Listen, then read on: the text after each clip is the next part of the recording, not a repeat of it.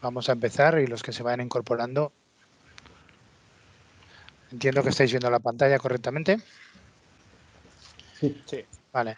Os comento muy rápidamente. Tendremos unos 15 minutitos de apertura y presentación de los ponentes. A continuación hay una sesión magistral de Enrique y Raúl de IBM y Google respectivamente. Después haremos una mesa de debate con 2 preguntas para cada uno de los ponentes que nos acompañan. José Luis de Ponteo, Ambrosio de Computing Editorial BPS, Manuel de ByteI y Juan Miguel de Comunicación y más. Y por último, tendréis vuestro momento para hacer vuestras preguntas como asistentes y cerraremos la sesión. Espero que sea de interés para vosotros, ¿vale? Sin más, os presento. Hoy estarán con nosotros, pues bueno, yo mismo como moderador, algunos de vosotros ya me conocéis, estoy en el Ayuntamiento de Barcelona, ¿de acuerdo? Y ahora pues estoy como coordinador del grupo de innovación en AUSAPE. ¿Hay alguien que tiene el micro abierto? Si podría cerrarlo, lo agradecería, gracias. Enrique Delgado y Raúl Herrero, que serán los que harán la sesión magistral. Enrique es matemático y también es informático por la Politécnica. Está de CTO en IBM. Enrique, si quieres saludar. Hola, ¿qué tal? Estaba en mute. Pues encantado de estar con vosotros y espero que os guste la charla que Raúl y yo os hemos preparado. Perfecto. También haciendo duet estará Raúl Herrero de Google. Él es informático por la Politécnica de Madrid, para que no digan que solo es Barcelona y Madrid. Raúl. Hola, ¿qué tal? Buenas tardes a todos. Encantado de estar aquí. Vamos a ver qué tal nos sale esto. La verdad es que lo hemos preparado con bastante cariño entre Enrique y yo. Para mí un placer. Bueno, hoy no podrás jugar a coches con tu hijo, como pone en la ficha. Bueno, cuando veas la que tengo liada ahí. Perfecto. También nos acompaña José Luis, él es de Telecos. Como veis, tenemos de todo en esta sesión, menos algún filósofo que hemos buscado, pero no hemos encontrado. José Luis trabaja con nosotros, con la USAPE, haciendo la encuesta anual que hace USAPE sobre temas de actualidad e interés, y hoy que ha querido también acompañarnos. ¿Qué tal, José Luis? Hola, ¿qué tal, Nacho? Pues muy bien, y debo decir que es un placer enorme que me hayáis invitado a participar en esto porque me hacía especial ilusión. Perfecto. También nos acompaña Manuel. Manuel, ¿qué tal? Es el director de Byte, creo que desde hace un mes o poco más. Contentos de que sea uno de tus primeros eventos como director de la revista Byte, aunque sé que llevas mucho tiempo como redactor en jefe. Empezaste con la radio, ¿no? Etcétera, y bueno, ganaste algún premio. Si quieres saludar a la audiencia. Manuel. Manuel, ¿estás ahí o estás en mute? Sí. ¿Qué tal? ¿Se Ahora, me oye? sí. Vale. Que muchas gracias por la acogida que habéis tenido conmigo. Y bueno, intentaremos aprender un poquito de estos dos expertos. Nosotros, los periodistas, damos otro tipo de información, pero los expertos son ellos, a ver si aprendemos algo. Perfecto. Aprenderemos todos juntos. Gracias, Manuel. También nos acompaña Ambrosio Rodríguez, director de hace 15 años de Computing, que pertenece a la editorial BPS. Creo que trabajó en televisión y radio y últimamente más en redes sociales y blogs. ¿Cómo estás, Ambrosio?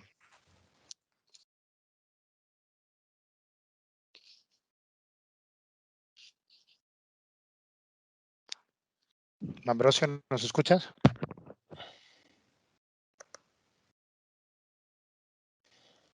¿Tenemos algún problemita? Hola, Ambrosio. Creo que no está, no está en la sesión. Se habrá salido. Bueno, luego le saludamos. Y también Juan Miguel, como hemos dicho, teníamos de todo, pues un periodista. Es cofundador de la web círculo8.com. Ha trabajado en varios periódicos como El Mundo y La Gaceta, siempre ligado con información de tecnología. Y bueno, desde hace ya creo un par de años pues está trabajando con AUSAPE, llevando el tema de comunicación dentro de la empresa Comunicación y más. ¿Cómo estás, Juan Miguel? Hola, Nacho. Buenas tardes. Buenas tardes o buenos días a nuestros asistentes. Muchas gracias por haber dedicado 2 horas de vuestro tiempo a hablar con nosotros de sobre todo a escuchar a los expertos sobre computación cuántica y espero que sea una sesión magistral de interés para todos los presentes. Muy bien. ¿Hemos recuperado a Ambrosio o no? No, pues seguimos. Bueno, una vez presentados todos los asistentes, me gustaría hacer una apertura, digamos, oficial del grupo de innovación. Entonces, pues me dirijo a todos vosotros y luego ya damos por iniciada la sesión. Bueno, buenas tardes, asociados de AUSAPE, también buenos días, socios de AUSIA y otros asistentes. Quiero que en esta primera sesión del recién creado grupo de trabajo e innovación agradecer a todos aquellos que han pensado en mí como coordinador de este grupo, ¿no? Deseo que sea un grupo participativo, creo que como son el resto de grupos de AUSAPE, pero este, por su calificativo de innovación, pues permite tratar temas, como es el que hemos elegido hoy, que nos permiten oxigenar nuestra mente del día a día. Pero eso sí, si alguien tiene algún tema a proponer para futuras sesiones, pues lo será considerado por AUSAPE. Para la sesión de hoy propongo uno de los temas que iba a ser el tema principal del Fórum AUSAPE 2020, que tenía que celebrarse este año, pero por el COVID no ha podido ser así, ¿no? La computación cuántica, que es la sesión de hoy, pues bueno, es una tecnología en auge. Su potencial supone, bueno, un cambio en el paradigma de todos los aspectos de la sociedad actual. Y hay muchos casos prácticos en los que los algoritmos y las computadoras cuánticas son mejores que los clásicos, ¿no? Sin embargo, pues parece ser que aún no se han logrado los cálculos lo suficientemente grandes como para demostrar la supremacía cuántica. A pesar de todo esto, algunas computadoras cuánticas funcionales hoy en día ya son efectivas para resolver algunos complejos, ¿no? Como la optimización o los problemas de búsqueda. Así, la computación cuántica se perfila como un camino prometedor en diversos campos de trabajo, como pueden ser la simulación de sistemas químicos, el aprendizaje automático o la gestión de tráfico en las ciudades, entre otros. Pues nada, por eso hemos elegido este tema. Para aquellos que queráis dedicarle, no sé qué puedo. Ahora, para aquellos que queráis dedicarle un poquito de tiempo a algo más de lo que aprenderemos hoy, os dejo un par de... No sé si estáis viendo la presentación o no. Entiendo que sí. Bueno, este año 2020, pues bueno, hay muchos artículos sobre el tema cuántico. Aquí tenéis los del año 2020, que bueno, aquí veis ordenados cuánticos, todo lo que necesitan saber. Aquí os dejo el link, os pasaremos la presentación, os la dejaremos colgada en AUSAPE. El tema de la revolución cuántica, que es un monográfico que salió en El País en junio del 2020. También en My Computer Pro se hablaba de que si el mundo estaba listo para la computación cuántica. Y luego, como sabéis, pues la computación cuántica tiene que trabajar a unas temperaturas bastante bajas. Bueno, pues en abril de 2020, en el tema de ciencia y salud del mundo, salía un artículo que hablaba de que se podía operar a una temperatura más elevada. ¿Se hablaba antes de esto o es algo nuevo este año? Pues no, se hablaba ya hace tiempo. En el 2019, dentro del BBC, pues se hablaba de que el futuro será cuántico o no será. En el 2017 se hablaba de una extraña red inhackeable en China para sus comunidades secretas, y también en el 2016 se hablaba del primer satélite cuántico chino que revolucionará la historia de las comunicaciones, ¿no? Esa sería un poco la presentación que quería hacer hoy. Aquí veis también las empresas que están invirtiendo en computación cuántica, IBM, Google, que los tienen nosotros, pero también están pues Microsoft, Intel, Amazon, Quantum, Rigetti, Computing y Honeywell, ¿no? Aquí también un analista habla del gasto previsto en computación cuántica este año, 260 millones de dólares, y se prevé que para el 2030 sean 9.100, ¿no? En la última feria física que se pudo hacer, el CES del 2020 en Los Ángeles, en enero, los temas principales fueron inteligencia artificial y privacidad, pero también apareció la computación cuántica, ¿no? Quería también apuntaros si realmente eso solo es ciencia. Parece ser que una física cuántica en el 2011 ya hablaba en la vanguardia de que si nuestro cerebro es un ordenador cuántico o no, ¿no? Aquí hay un artículo que salió en la revista muy interesante, ¿no? Dos anécdotas para que veáis que es de actualidad el tema cuántico. Bueno, aquí hablaba, y permitirme un poco la broma, ¿no? La anécdota esta. Aquí veis que, bueno, se habla de que una cosa y la contraria puede pasar al mismo tiempo. Pues el 9 de octubre en El Hormiguero, el cirujano Pedro Cavadas, que es un poco polémico, sabéis, por las cosas que dice, pues hablaba de que se dice una cosa y la diametralmente lo contrario al mismo tiempo, ¿no? Y hace referencia al gato que después hablaremos de si estaba vivo o muerto a la vez, ¿no? Por lo tanto, veis que esto es de octubre del 2020, del 9. La otra anécdota, también el principio de incertidumbre, que es un tema que se utiliza en física cuántica, pues Jacqueline Dodge en el diario El Libero. Nacho, disculpa. Sí. No se está actualizando la presentación. ¿La puedes poner en grande a ver si ahora...? Está en grande, ¿no la veis? No. Bueno, es que está en la primera slide, fijo. Yo voy pasando. Vemos la slide 11. Se debería ver ahora la slide 12. Perdonar. ¿No estoy compartiendo? Lo de la visualización. Sí, se comparte, pero no le estás dando la visualización de lectura otra vez, Nacho. Exacto. Perdón. Ahora estamos en la slide 12, es correcto. Bueno. Perdonad. Ahora pasa. Haberme avisado antes. Disculpad. Bueno, todo lo que iba diciendo lo tenéis aquí, lo dejaré a vuestra disposición por si os interesa. ¿Vale? Esto lo habíamos leído, esto también. Y ahora estaba en el tema este, ¿no? Que podíamos llevar el principio de incertidumbre, y más este año que no sabemos lo que va a pasar ni mañana ni pasado, pues aplicarlo a las ciencias sociales y en este caso a la historia. Y bueno, hemos elegido también, ya acabo, hemos elegido este tema del tema cuántico porque estamos en un tiempo cuántico, que significa que no distinguimos entre el pasado, el presente y el futuro, que actualmente pues sabéis que todos los días son bastante iguales debido a la situación en la que estamos, ¿no? Pues bueno, hecha esta pequeña presentación y esas pequeñas bromas de computación cuántica, daríamos paso a la sesión magistral de Enrique y Raúl, con lo cual dejo de compartir. Y todo vuestro. Gracias.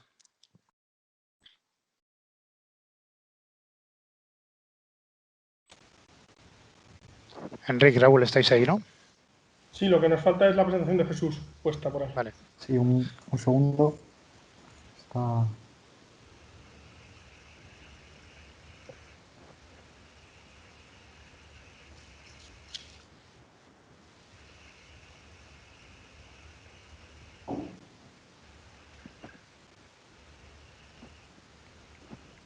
Un segundito que subimos la presentación y empiezan. Vale, perfecto.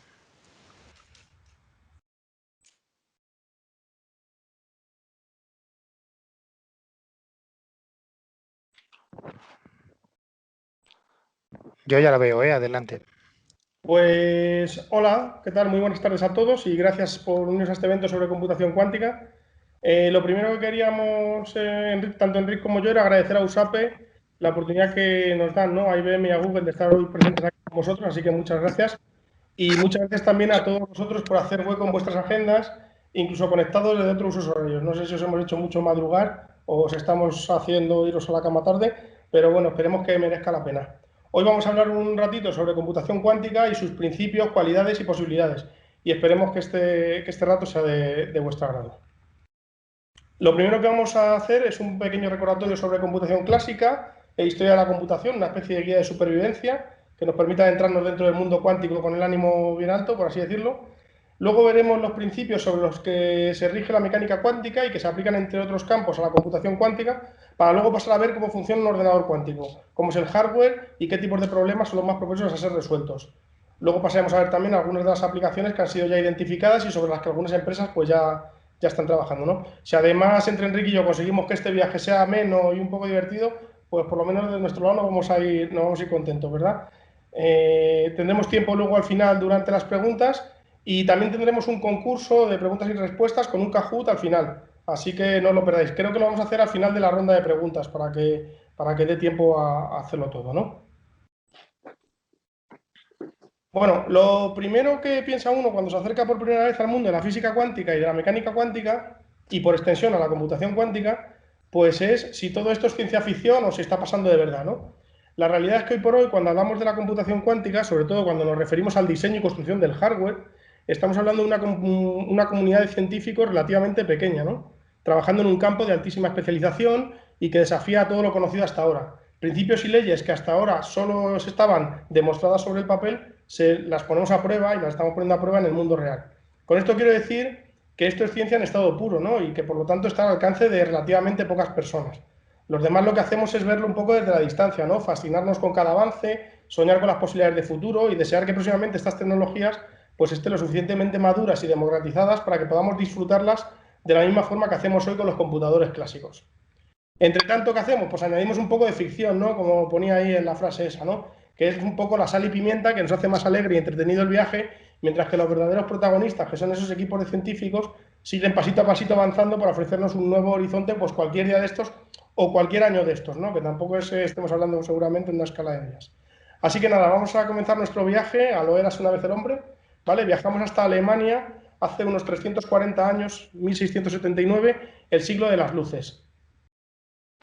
Allí Gottfried Leibniz, que era un hombre de su tiempo, alemán, matemático, filósofo, librepensador, que escribió entonces libros sobre las bases del cálculo diferencial integral, fijaros, pues también le dio tiempo a redefinir el código binario, ¿no? En su famoso artículo Explicación de la aritmética binaria. Podríamos remontarnos un poquito más atrás, ¿no? El propio Leibniz es posible que recibiera la inspiración, que se inspirara de un libro chino de hace unos 5.000 años llamado I Ching, el libro de los cambios, que ya utilizaba cierta forma de codificación binaria en forma de puntos y rayas para la representación de ciertos hexagramas, ¿no? El libro como tal hace 5.000 años no existía, lo más moderno que ha llegado a nuestros días es del 340 a.C. Pero claro, del 5.000 a 340 años antes de Cristo lo que se utilizaba era la tradición oral. El caso es que la cosa se quedó ahí durante unos 160 años hasta que un entusiasta matemático y filósofo inglés, autodidacta, llamado Josh Boole, publicó un artículo que se llamaba El análisis matemático de la lógica, ¿no? Donde describía un sistema algebraico basado en el código binario que había descrito Leibniz unos 160 años atrás y 3 operadores básicos que él constataba, el AND, el OR y el NOT.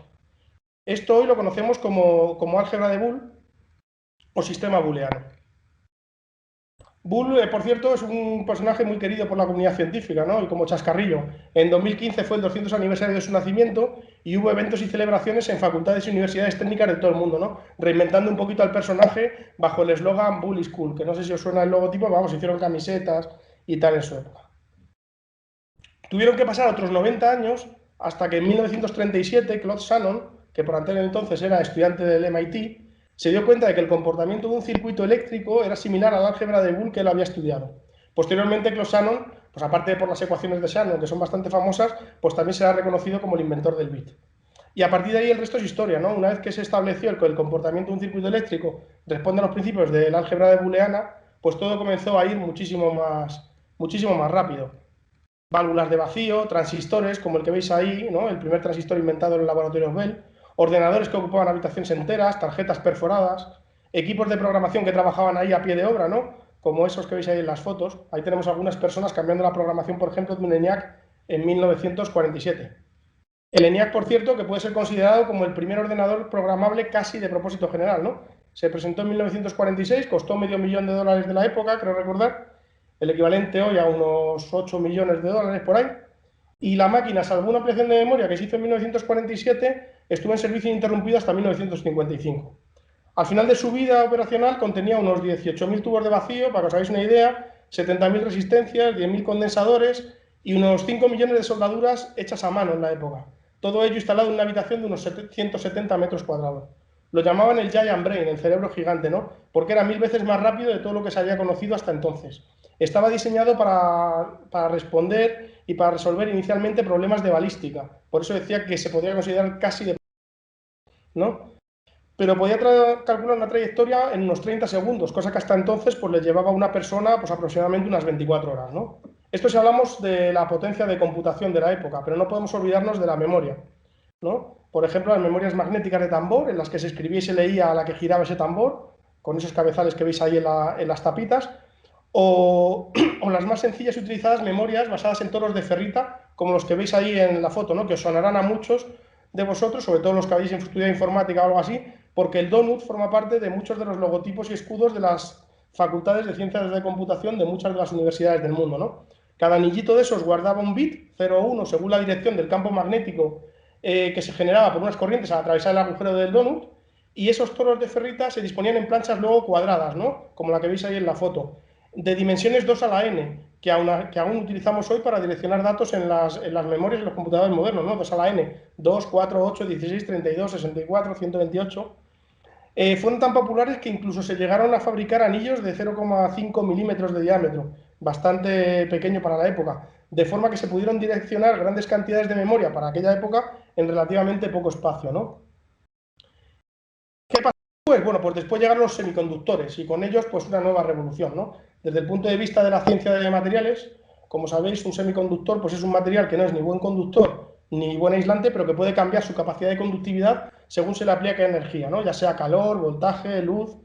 El semiconductor más famoso que utilizamos es el silicio, pero hay otros, ¿no? Como el germanio, el cadmio, el aluminio, el boro. A partir de estos materiales, en 1960, un ingeniero egipcio llamado Mahoma Atala, que trabajaba en los laboratorios Bell, inventó el transistor MOSFET moderno, o transistor MOS, ¿vale? Y a partir de ahí comenzó pues, el diseño de microprocesadores, más o menos tal y como lo conocemos hoy, y una carrera en pos de la miniaturización que llega hasta hoy en día. El transistor MOS, que por cierto, no sé si lo sabéis, es el dispositivo más veces fabricado por el hombre en su historia, ¿no? Hay una estimación por ahí que dice que entre 1960 y 2018 se construyeron unos 13 sextillones de transistores, eso es 13 por 10 elevado a 21 transistores, ¿vale? Un microprocesador más o menos moderno hace un par de años, pues a lo mejor lleva 120 millones de transistores dentro, ¿no? Una cosa así. Lo que tenéis en pantalla es la representación gráfica de esa miniaturización, que no deja de ser una aproximación gráfica a la ley de Moore, ¿no? Que originalmente decía que el número de transistores en un circuito integrado se doblaba cada 2 años. Así llevamos más o menos desde 1970, ¿no? Doblando. Y nos estamos acercando al límite. El mismo Moore ya predijo en 2007 que en unos 15 años esta ley pues ya no sería válida, ¿no? Y eso es porque a partir de los 2 nanómetros de medida, cuando estás trabajando con transistores tan chiquititos, que son unos 10 átomos de diámetro, los electrones ya son capaces de saltar y se transfieren de un lado a otro del camino del transistor, creando lo que se llama el efecto de túnel cuántico. Entonces ya ahí está la borrosa frontera entre lo que es la mecánica y la física clásica y la mecánica y la física cuántica, ¿no? Para ir un poquito más a fondo en estas diferencias y que nos permitan adentrarnos un poco en el mundo de la computación cuántica, pues vamos a ver un par de diapos, ¿no? para explicarlo, ya que ha salido la palabra cuántico. Vamos a ver rápidamente estas diferencias, ¿no? Que rigen el mundo de la mecánica clásica con el de la mecánica cuántica. Son principios universales que explican el porqué de las cosas y son importantes para adentrarnos en este viaje. La mecánica clásica explica los principios con los que se rigen las partículas macroscópicas, es decir, lo que podemos ver, ¿no? Como sabéis, está basada en las leyes de Newton y en la teoría de las ondas electromagnéticas de Maxwell, según la cual pues, cualquier cantidad de energía puede ser emitida o absorbida de forma continua. Según la mecánica clásica, el estado de un sistema se puede conocer si se especifican todas las fuerzas que actúan sobre las diferentes partículas y se determina su posición y el momento, entendiendo como momento el par, velocidad y dirección, ¿no? Que esto lo habréis visto alguna vez. Por su parte, en la mecánica cuántica, lo que explica es lo que sucede a nivel microscópico, y esto es importante, ¿no? Se rige por 3 principios fundamentales, que los he puesto ahí, pero tampoco lo vamos a ver en detalle hoy, ¿no? Por un lado, la teoría de Planck, de los cuantos de energía, que dice que un cuanto de energía es la mínima energía que puede ganar o perder un átomo. Por otro lado, el principio de indeterminación, al que hacía referencia antes Nacho, o principio de incertidumbre de Heisenberg, ¿no? Que en 1927 pues, demostró que no es posible conocer con precisión la posición y momento, entendiendo momento otra vez como velocidad y dirección, en un instante determinado de un electrón. Y la teoría, por otro lado, de Broglie, ¿no? Sobre el concepto dual de la materia como onda y partícula, es decir, toda partícula se comporta como una onda y como una partícula. Afirmaba que los electrones también exhiben estas mismas propiedades de las partículas y las ondas. No sé si os acordáis de la paradoja esta del gato famoso, el gato de Schrödinger, en la que hay un gato dentro de una caja que podría estar vivo o muerto al mismo tiempo, ¿no? Eso es un principio de superposición que vamos a ver luego, pero la verdad que es una pena, porque al final Schrödinger se ha hecho más famoso por este rollo del gato que por las ecuaciones de Schrödinger, ¿no? Que son el equivalente cuántico a las ecuaciones de Maxwell y que realmente fueron el trabajo de su vida, ¿no? Si continuamos con esta comparación, en el mundo clásico tenemos el bit, ¿no? El bit como aquel que habíamos contado ya, que Shannon fue reconocido como el inventor del bit, ¿no? El bit como una unidad de representación de los valores 0 y 1, pues lo podemos imaginar como si tuviéramos una moneda, ¿no? Donde la cara es el 0 y la cruz es el 1, por ejemplo, ¿no? Ahora, ¿cómo se representa algo parecido en el mundo cuántico? Imaginad que tiramos la moneda al aire, ¿no? En cada uno de los giros, esta moneda tiene como valor posible un 1, un 0, o en realidad una mezcla de ambos, según se incline, es decir, 0 o 1 a la vez con cierta probabilidad, ¿no? Según esté inclinada la moneda. A esto lo llamamos qubit, es la representación de todos los aspectos, de todos los estados cuánticos entre 0 y 1 con determinada probabilidad, incluyendo ese propio 0 y ese propio 1. Mientras la moneda la tiramos al aire y está girando, en esta analogía, es imposible conocer su valor, ¿no? Y no es hasta que colapsa ese estado, es decir, hasta que no atrapamos la moneda en las manos y miramos, no sabemos si ciertamente es 0 o ciertamente es 1. Y esto lleva de nuevo a la paradoja del gato de Schrödinger que comentaba antes, ¿no? Ese gato imaginario que, como sabéis, pues estaba en una caja, ¿no? Opaca, donde hay un dispositivo que con cierta probabilidad puede acabar con la vida del gato, ¿no? Mientras no abramos la caja, no podemos saber si el gato vive o muere, no podemos saber si muere o ha explotado el dispositivo, ¿no? Desde un punto de vista de la física cuántica, para el observador externo a la caja, el gato puede estar vivo y muerto a la vez. Pero ya lo más rayante es que desde el punto de vista del gato, que está dentro de la caja, esto abre puertas a teorías como las del multiverso, ¿no? Donde en un universo el gato está vivo y en otro universo el gato está muerto. Esto le llevó a tal punto a Schrödinger que acabó exhausto de la mecánica cuántica y de la física cuántica y al final lo dejó, por cierto, ¿no? Como dijo Richard Feynman, si crees que entiendes de mecánica cuántica es que no has entendido nada, ¿no? Pero bueno, ahora imaginad que en vez de una moneda que tiramos al aire con esos valores, todos los valores posibles entre 0 y 1 a la vez, pudiesen ser partículas subatómicas, ¿no? Las que pudiesen representar cualquier valor entre 0 y 1. Y yo creo que con esto tenemos ya las herramientas suficientes para adentrarnos en el siguiente capítulo, cómo funciona un ordenador cuántico. Enrique, todo de ti.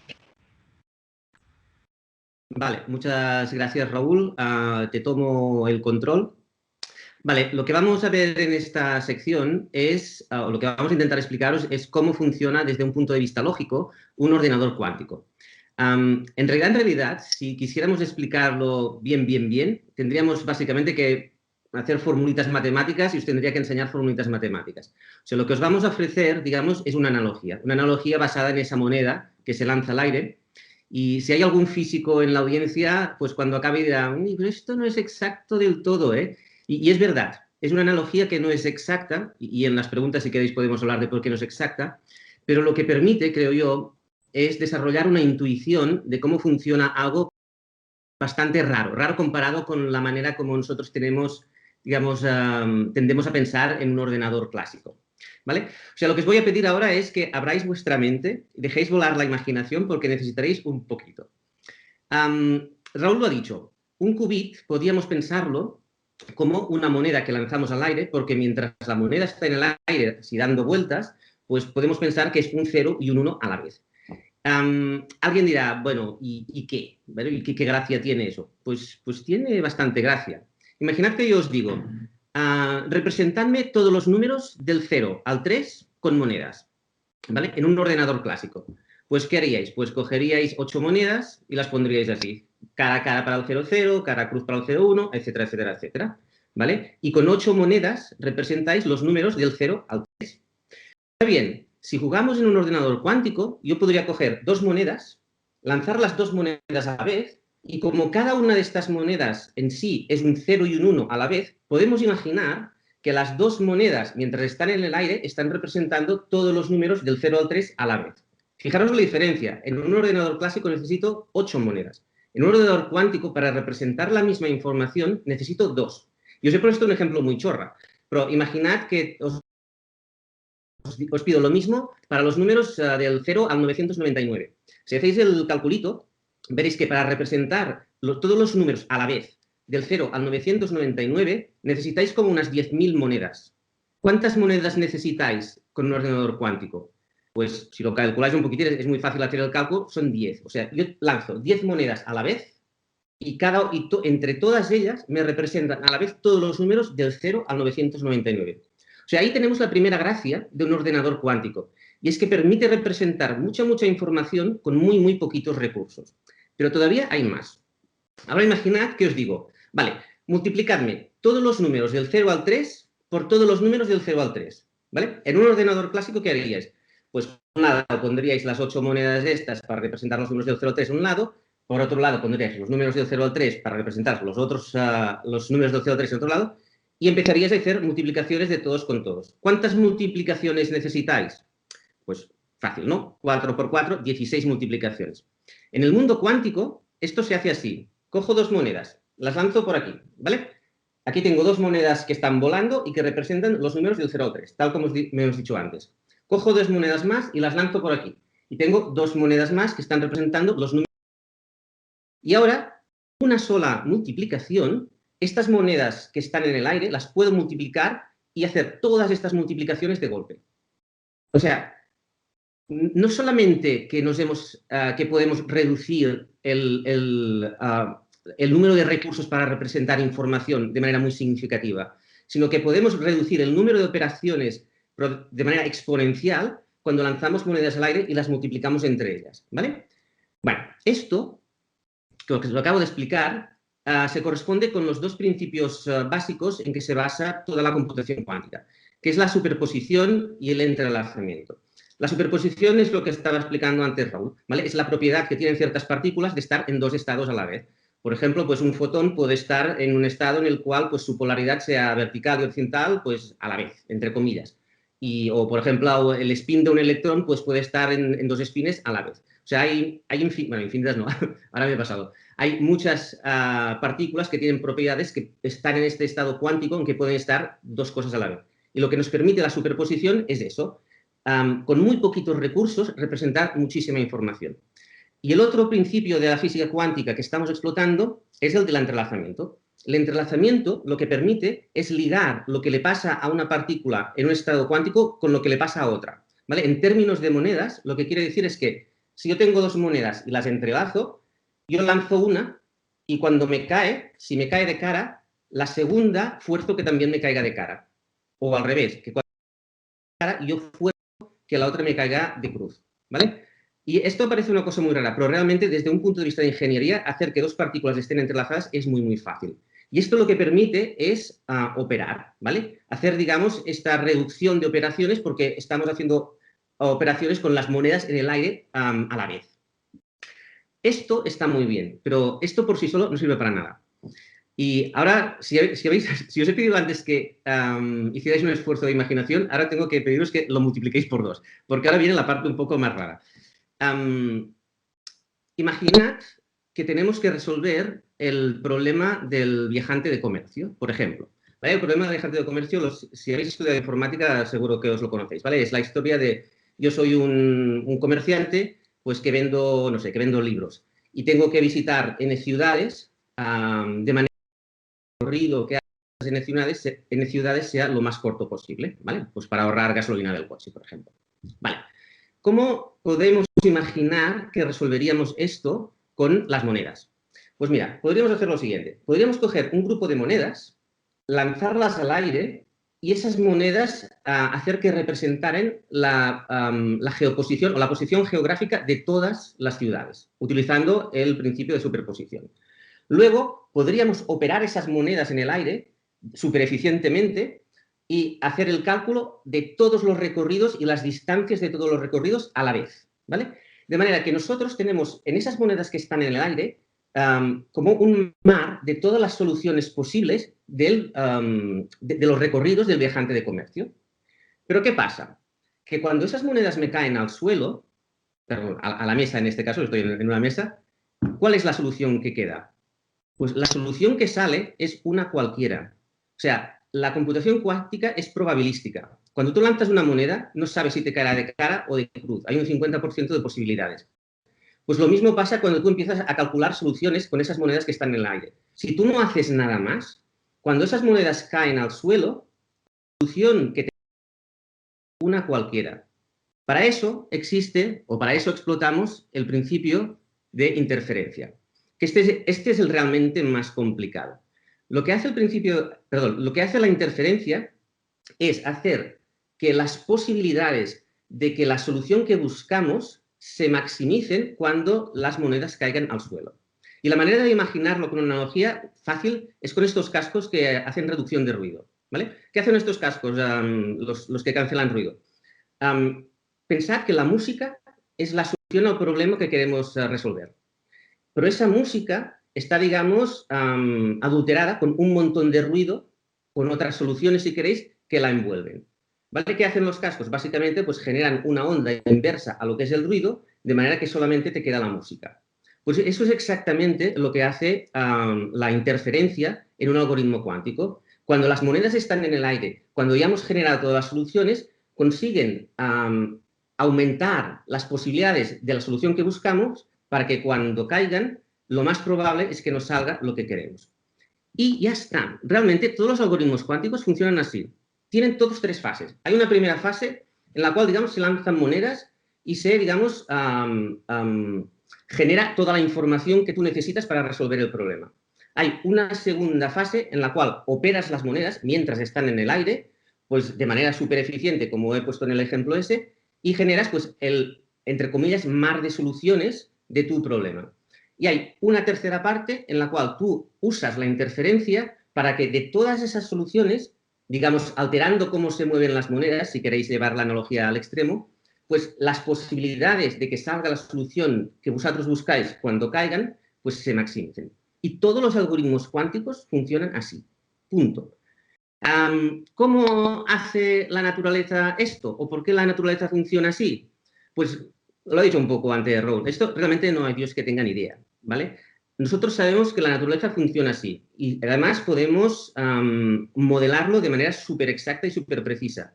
Pero exactamente por qué pues la naturaleza se comporta de esta manera, pues es algo que hoy en día pues realmente nadie sabe. Hay un montón de interpretaciones, la más clásica es la interpretación de Copenhague que pues hizo Niels Bohr en su momento, pero como decía pues Raúl, pues hay interpretaciones de multiversos en las cuales pues cada vez que lanzas la moneda pues estás generando paralelos, etcétera.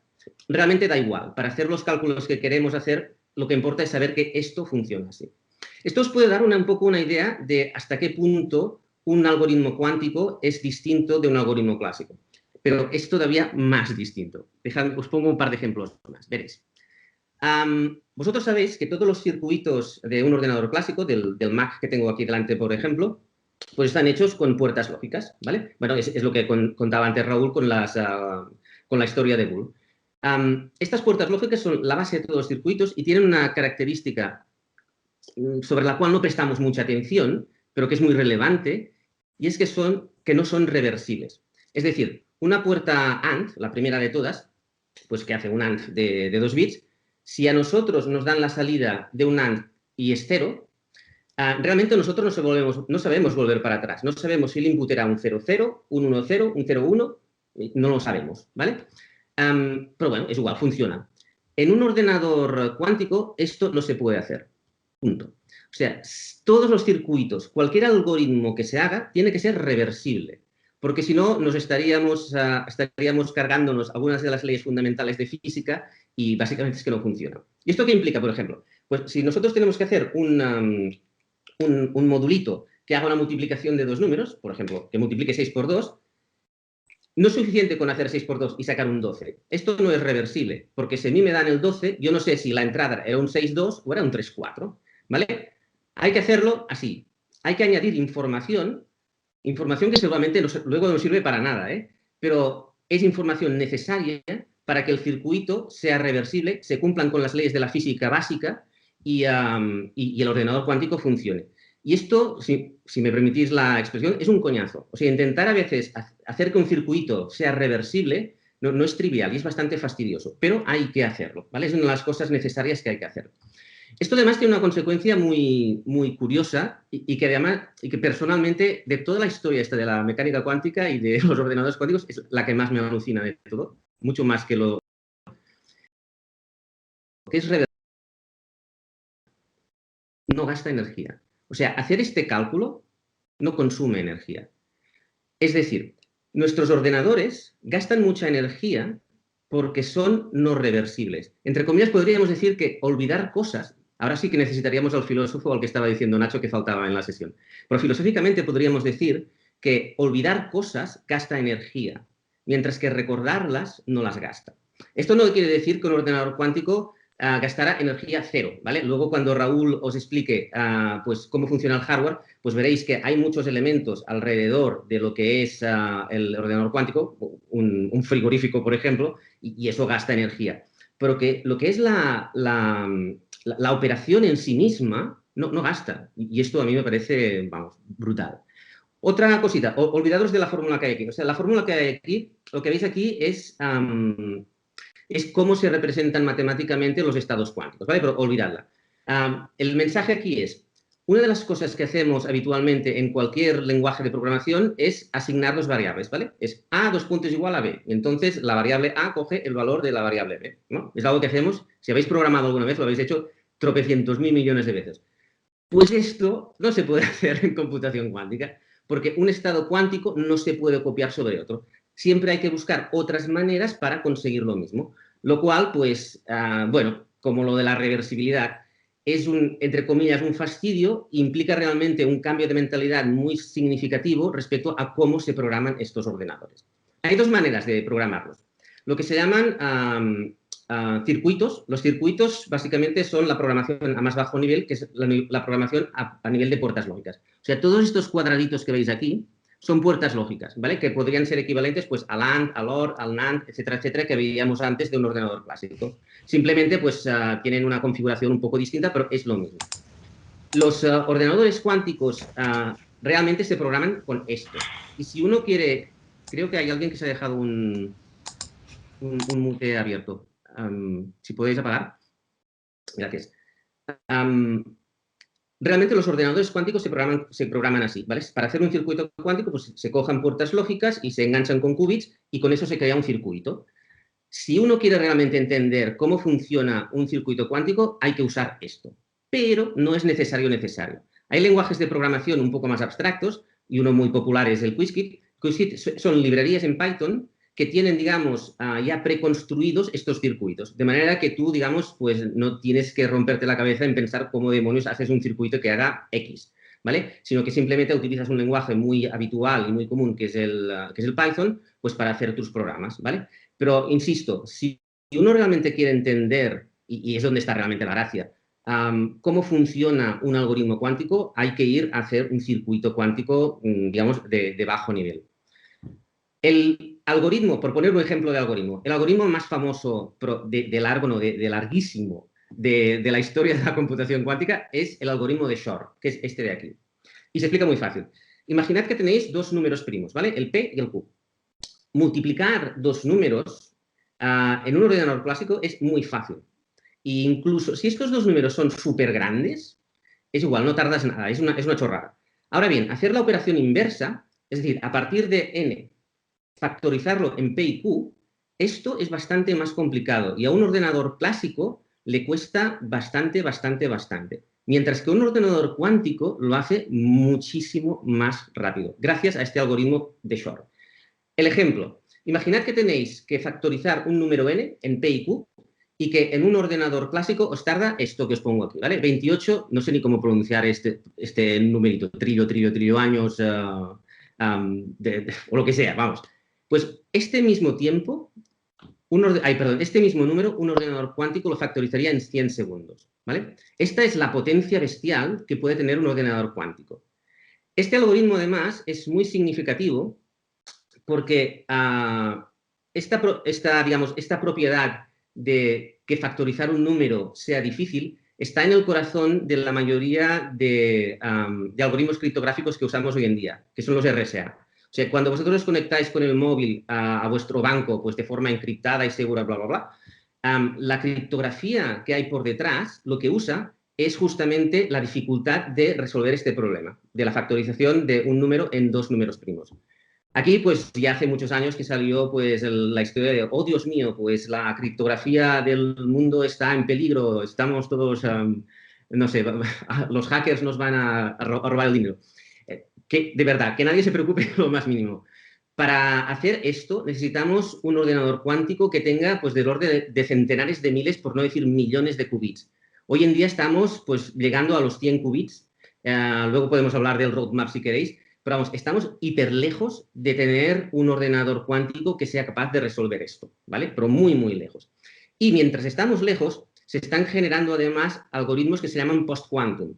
Son algoritmos criptográficos pues que son anti-ordenadores cuánticos. Y de hecho, pues hay toda una... Esto da para otra charla aparte, pero hay toda una serie de iniciativas. De hecho, la NSA de Estados Unidos pues tiene un concurso abierto del cual se está llegando ya a las finales para encontrar el mejor algoritmo cuántico que haya, ¿vale? O sea, que nadie se preocupe de verdad por el tema de la criptografía porque esto no nos va a afectar. Este algoritmo que os he enseñado es de los mejores en el sentido de que pues la reducción de tiempo que tiene respecto al clásico es exponencial. Pero realmente no todos los algoritmos cuánticos mejoran tanto un algoritmo clásico. Muchos de ellos, lo máximo que consiguen son mejoras cuadráticas. Que una mejora cuadrática no está mal, ¿eh? O sea, si os he puesto aquí una tablita pues, comparativa para que veáis qué quiere decir una mejora exponencial versus una mejora cuadrática.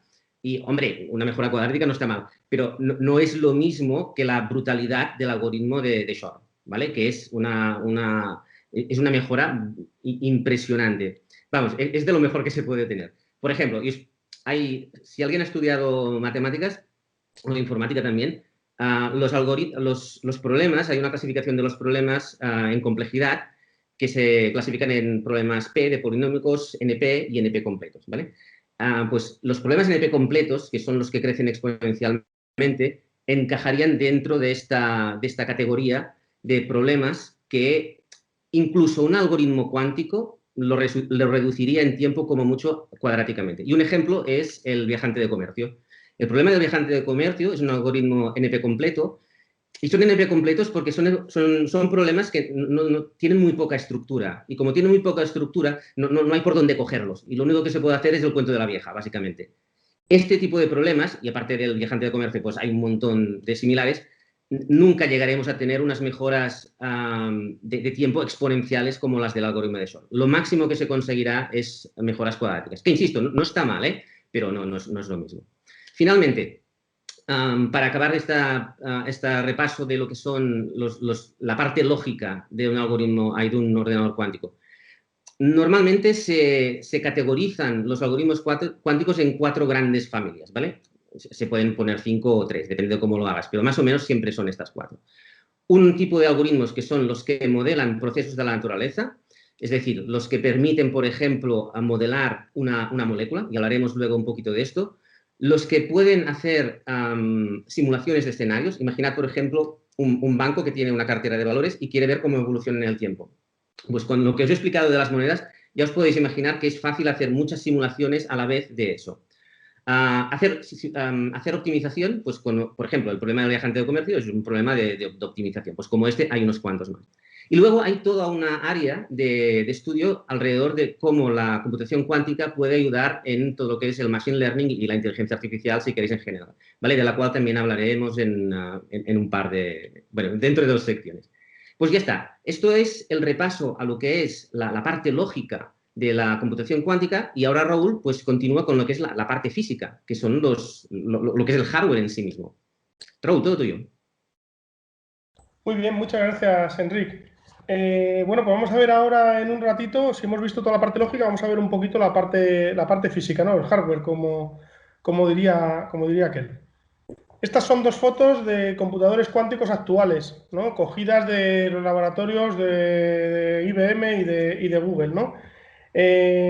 Son ordenadores tipo, vamos a decir, en los que trabaja hoy en día la industria con la tecnología que está hoy a nuestra. Como veis, son muy similares en aspecto y ambos funcionan bajo los mismos principios que hemos ido viendo y que hemos ido explicando un poquillo.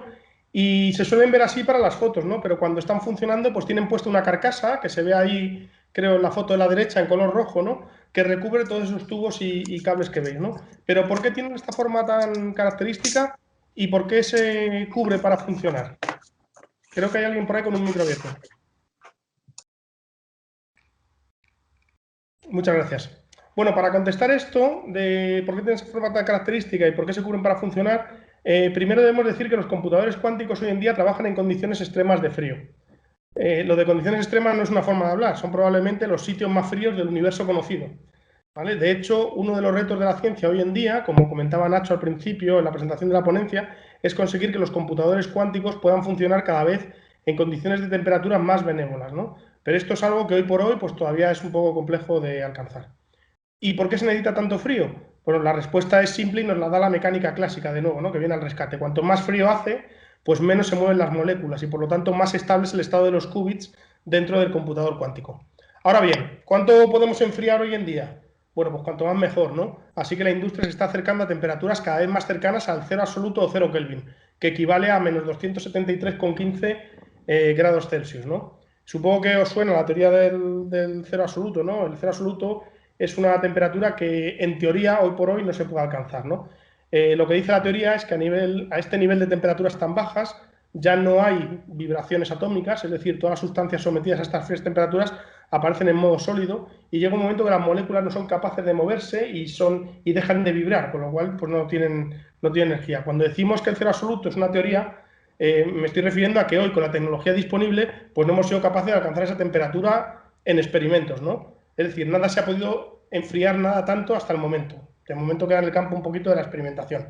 De hecho, se está intentando llegar al cero absoluto todos los días, ¿no? Lo que más se ha podido enfriar hoy en día ha sido un gas dentro de un campo magnético, que es de la forma que más o menos que funciona un criostato, como veremos luego, pero intentaban bajar por debajo del cero absoluto, pero se quedaron un poquito por encima, ¿no? La temperatura más baja a la que hemos conseguido llegar hoy está en el orden del medio grado nanokelvin, ¿vale? O sea, temperaturas realmente bajas, ¿no?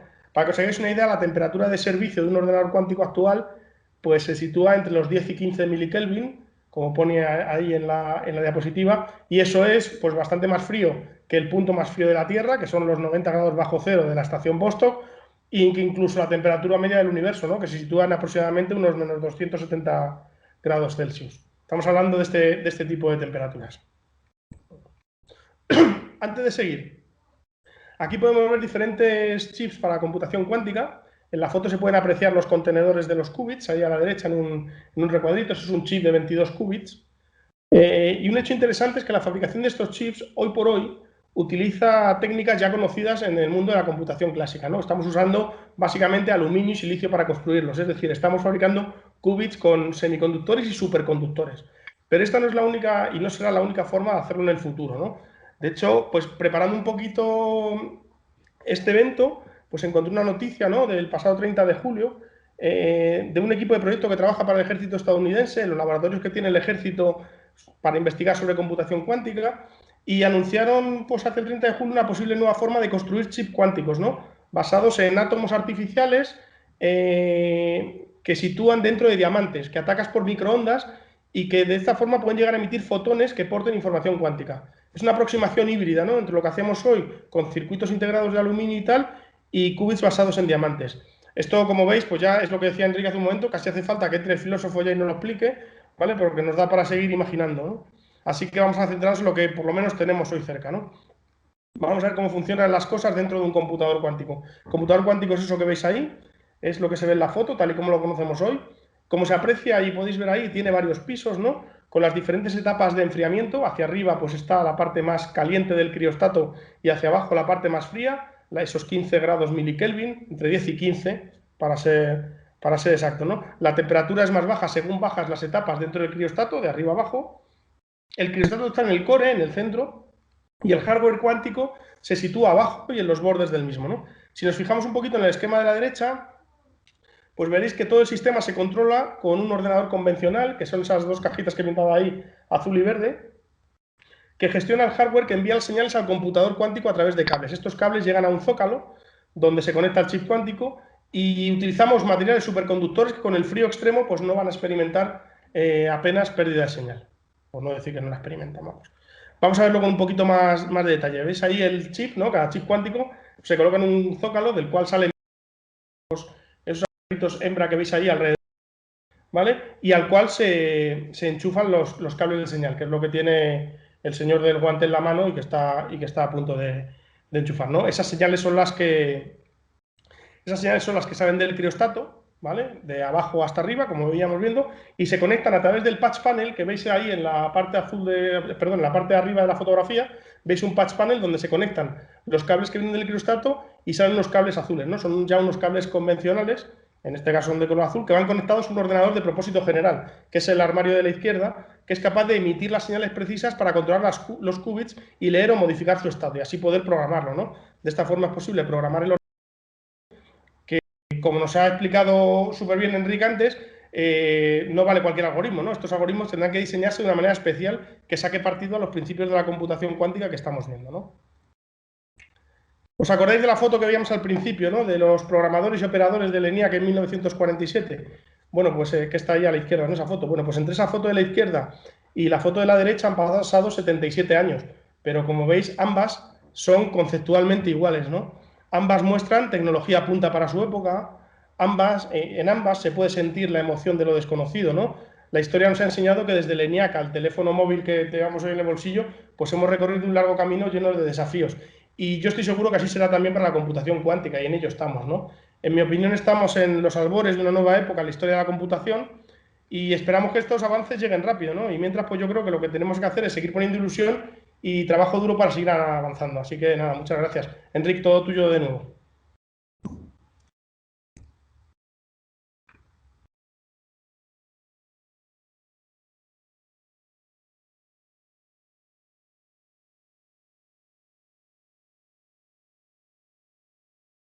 Enric, no sé si estás silenciado. Enrique, estás sin micro. Estupendo, lo siento. Vuelvo a empezar. En esta sección, Raúl y yo lo que queríamos era enseñaros unos cuantos casos de uso de aplicación de la computación cuántica en la industria, entendiendo lo que decía Raúl, que estamos en los alborismos de toda esta historia. Y repasaremos un par o tres, porque entiendo que luego en la mesa de debate pues también se hablará de esto, o sea que lo pasaré un poquito así por encima, ¿vale? Pero queríamos subrayar pues los casos más relevantes que hay en este momento. El primero de todos, sin duda alguna, y foco yo creo que de muchos de los esfuerzos que hay en la computación cuántica hoy en día, es la representación de moléculas. Representación de moléculas que pueden ser pues fármacos, que pueden ser nuevos materiales, que pueden ser lo que queráis. ¿Por qué? Pues porque representar una molécula no quiere decir solamente entender su fórmula, quiere decir entender su estructura espacial, quiere decir entender cómo cada electrón interacciona con cada otro electrón, con cada núcleo de átomo. Y la realidad es que para modelar exactamente una molécula, se necesita muchísima, pero muchísima información. De hecho, aquí pues os hemos puesto una tablita, ¿vale? Con la cantidad de bits clásicos, de un ordenador clásico que se necesitan para representar fidedignamente una determinada molécula. Y os hemos subrayado aquí la cafeína, por ejemplo, porque necesita 10 a la 48 bits. 10 a la 48 bits, ¿qué gracia tiene? Pues 10 a la 48 bits tiene la gracia de que es como... Déjame que lo diga de otra manera. Imaginad que cada átomo de la Tierra es un bit. Pues para representar la molécula de cafeína necesitaríais un 10% de los átomos de la Tierra. O sea, coged la Tierra, cogéis un 10%, todos esos átomos los convertís en bits y con eso podéis representar una sola molécula de cafeína. Y aún más graciosa es la penicilina. Para representar la penicilina, que es una molécula complicada, pero que tampoco es súper complicada. Hay moléculas por ahí de fármacos y de materiales muchísimo más complicadas que estas. Pues para representar esta molécula de verdad, con exactitud, que nos permita, digamos, a las personas pues hacer cosas útiles, necesitaríamos 10 a la 86 bits.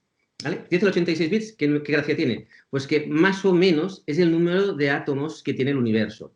Esto os puede dar una idea de que hay cosas que un ordenador clásico, da igual lo grande o potente que lo hagamos, que nunca llegaremos. En cambio, con un ordenador cuántico, con 160 qubits ya podemos representar una molécula de cafeína. Y con 286 ya podemos representar la penicilina.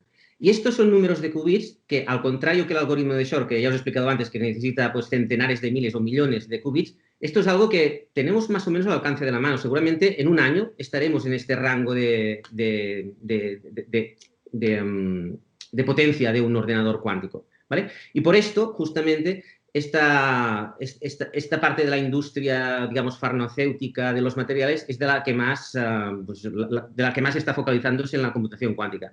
Esto, pues, si os vais a mirar la revista Nature, ya hace como, creo que esto es del 2017, ya se iniciaron algoritmos cuánticos para hacer representaciones de moléculas. Esto es la del hidruro de berilio. Es una molécula muy chorra que no aporta mucho, pero lo que es el algoritmo y la estructura del algoritmo, cuando tengamos un ordenador suficientemente grande, pues se puede aplicar para hacer pues, modelados de moléculas mucho más complejas, ¿vale? Vale, y quien dice moléculas, pues baterías para electrolitos para las baterías de los coches eléctricos, nuevos polímeros, etcétera, etcétera, etcétera. Todo lo que es la ciencia de los materiales y las farmacéuticas, en el caso concreto de los fármacos, pues muy probablemente sean de los primeros que saquen un beneficio de los algoritmos cuánticos, ¿vale? La otra industria, pues que está muy interesada en el tema cuántico, y también porque ellos tienen mucha pasta, son los bancos. ¿Vale? Los bancos ya hace bastante tiempo, creo que este artículo también es del, este es del 2018, pero antes yo creo que ya había salido alguno, de pues, el interés que tienen los bancos en avanzar en computación cuántica. ¿Por qué? Pues porque los bancos tienen granjas de servidores haciendo pues, data crunching, que dicen en inglés, o sea, machacando números, pues para hacer cálculos pues, de todo lo que tenéis aquí, pues optimizaciones de portfolio, estrategias de mercado, análisis de riesgo, etcétera, bueno, detección de fraude, etcétera, etcétera. Para hacer esto se necesita una cantidad de servidores machacando números bestial y solo se consiguen aproximaciones. En cambio, con un ordenador cuántico se pueden acelerar muchas cosas. Hay, por ejemplo, un algoritmo cuántico muy conocido que lo que hace es mejorar una simulación de Monte Carlo a nivel cuadrático. Recordad lo que os explicaba antes de las mejoras cuadráticas y exponenciales. El algoritmo de Monte Carlo que tenemos ahora, digamos, cuántico, mejora al clásico en una raíz cuadrada, que está bastante bien, ¿vale? Y esto, en el mundo de la banca, que se usa pues, por todos lados, en prácticamente todos los algoritmos que os explicaba antes, pues tiene mucho, mucho interés. Lo que pasa es que aquí lo que nos falta pues, es ordenadores un poquito más potentes de los que tenemos ahora. Esto yo creo que vendrá en una segunda oleada después de lo que es la ciencia de los materiales. Otra cosa que se está otra ciencia, que esto es un poco más futurista igual, más futurista por lo complejo del algoritmo. Hay industrias del automóvil que están trabajando en lo que se llama el Mobility as a Service. Mobility as a Service entendido pues como el bicing en Barcelona y como en Madrid también hay la cosa esa de las bicis que coges una bici y la dejas en otro sitio, pues lo mismo se puede hacer con coches. De hecho, hay empresas que ya lo hacen con coches. Pues encontrar la manera óptima de saber dónde dejas los coches, cuántos coches dejas y dónde permites a los usuarios que los dejen para que los recorridos pues, sean lo más eficientes posibles en términos de consumos para la empresa, pues es un algoritmo que también es un algoritmo clásico de esos, pues muy complejo, que requiere muchísimos cálculos, y que existen equivalentes cuánticos pues, que pueden realmente reducirlos y ayudar a optimizar pues, la decisión de dónde pones tú los coches alrededor de la ciudad X que sea, ¿vale? Y luego, por último, pues seguramente yo diría la gran estrella. O sea, si hay una cosa que hoy en día tiene muchísimo más interés que la computación cuántica es la inteligencia artificial, que está por todas partes. Y hay una intersección realmente. Hay una intersección entre la inteligencia artificial y la computación cuántica, porque al final la inteligencia artificial, el machine learning si queréis, o el deep learning, como queráis, lo que hay detrás básicamente son problemas de álgebra lineal. Y existen algoritmos cuánticos que mejoran algunos de los elementos de álgebra lineal que se necesitan para resolver problemas de machine learning. Por ejemplo, hay un algoritmo cuántico que puede hacer la inversión de una matriz exponencialmente, sí es exponencialmente, más rápido que un ordenador clásico. Pues, a ver, en la mayoría de problemas de inteligencia artificial de machine learning, lo que estás haciendo es resolver sistemas de ecuaciones. Si tenemos un algoritmo que nos invierte matrices, quiere decir que los sistemas de ecuaciones esos los podemos resolver muchísimo más rápido. Y esto, pues, es muy relevante, pues, porque, como sabéis, pues, lo que son los entrenamientos de un algoritmo de inteligencia artificial pueden ser realmente muy, muy, muy largos y muy costosos en tiempo y en energía. Ahora bien, quiero ser muy realista. El tema de la inteligencia artificial y la cuántica tiene un problemilla. Y es que para que funcione, los datos clásicos de tu problema de machine learning los tienes que mover al mundo cuántico. Y mover un dato clásico al mundo cuántico tiene un coste. Tiene un coste que si tú estás moviendo pues, un par de datos, por ejemplo, en el algoritmo de Shor tendríamos que mover pues, la n, ¿vale? Es un número, pues esto no cuesta nada. Pero si esto tenemos que hacerlo pues, para centenares de millones de datos, como pasa muchas veces en el mundo del machine learning, este movimiento del mundo de los datos clásicos a los datos cuánticos tiene un peaje tan grande que compensa las mejoras que tiene luego el algoritmo cuántico que viene por detrás. Entonces, aquí pues, hay un problemilla que es cómo solventar el movimiento del dato clásico al dato cuántico para que no se cargue, digamos, los beneficios del propio dato cuántico. Si alguna vez os dedicáis a leer pues, artículos de estos un poco científicos sobre eso, veréis que muchos artículos hablan de una cosa que se llama QROM, ¿vale? La QROM se supone que es un dispositivo que permite justamente hacer eso, ¿vale? Pues coger el dato clásico y moverlo sin esfuerzo y sin coste al mundo cuántico. El problema que tiene la QROM es que no existe. Es una cosa que todo el mundo está investigando, pero realmente de momento no existe. O sea, las posibilidades teóricas que tiene la computación cuántica en la inteligencia artificial son enormes y yo creo que desde luego podrá ayudar mucho. Pero a día de hoy tenemos este obstáculo que es cómo pasamos grandes cantidades de datos clásicos al mundo cuántico sin que el coste sea tan grande que digas es igual y el algoritmo cuántico no importa. Os hemos puesto aquí otra portada de la revista Nature. Esto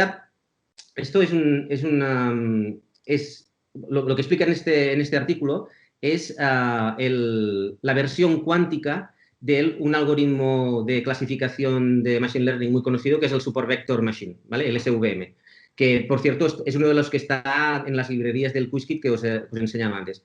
Pues lo que es el algoritmo está hecho y en el momento en que tengamos un ordenador suficientemente grande, pues se podrá usar y podremos ganar mucho. Pero todavía no hemos llegado ahí, aunque realmente investigación alrededor de esto hay un montón, ¿vale?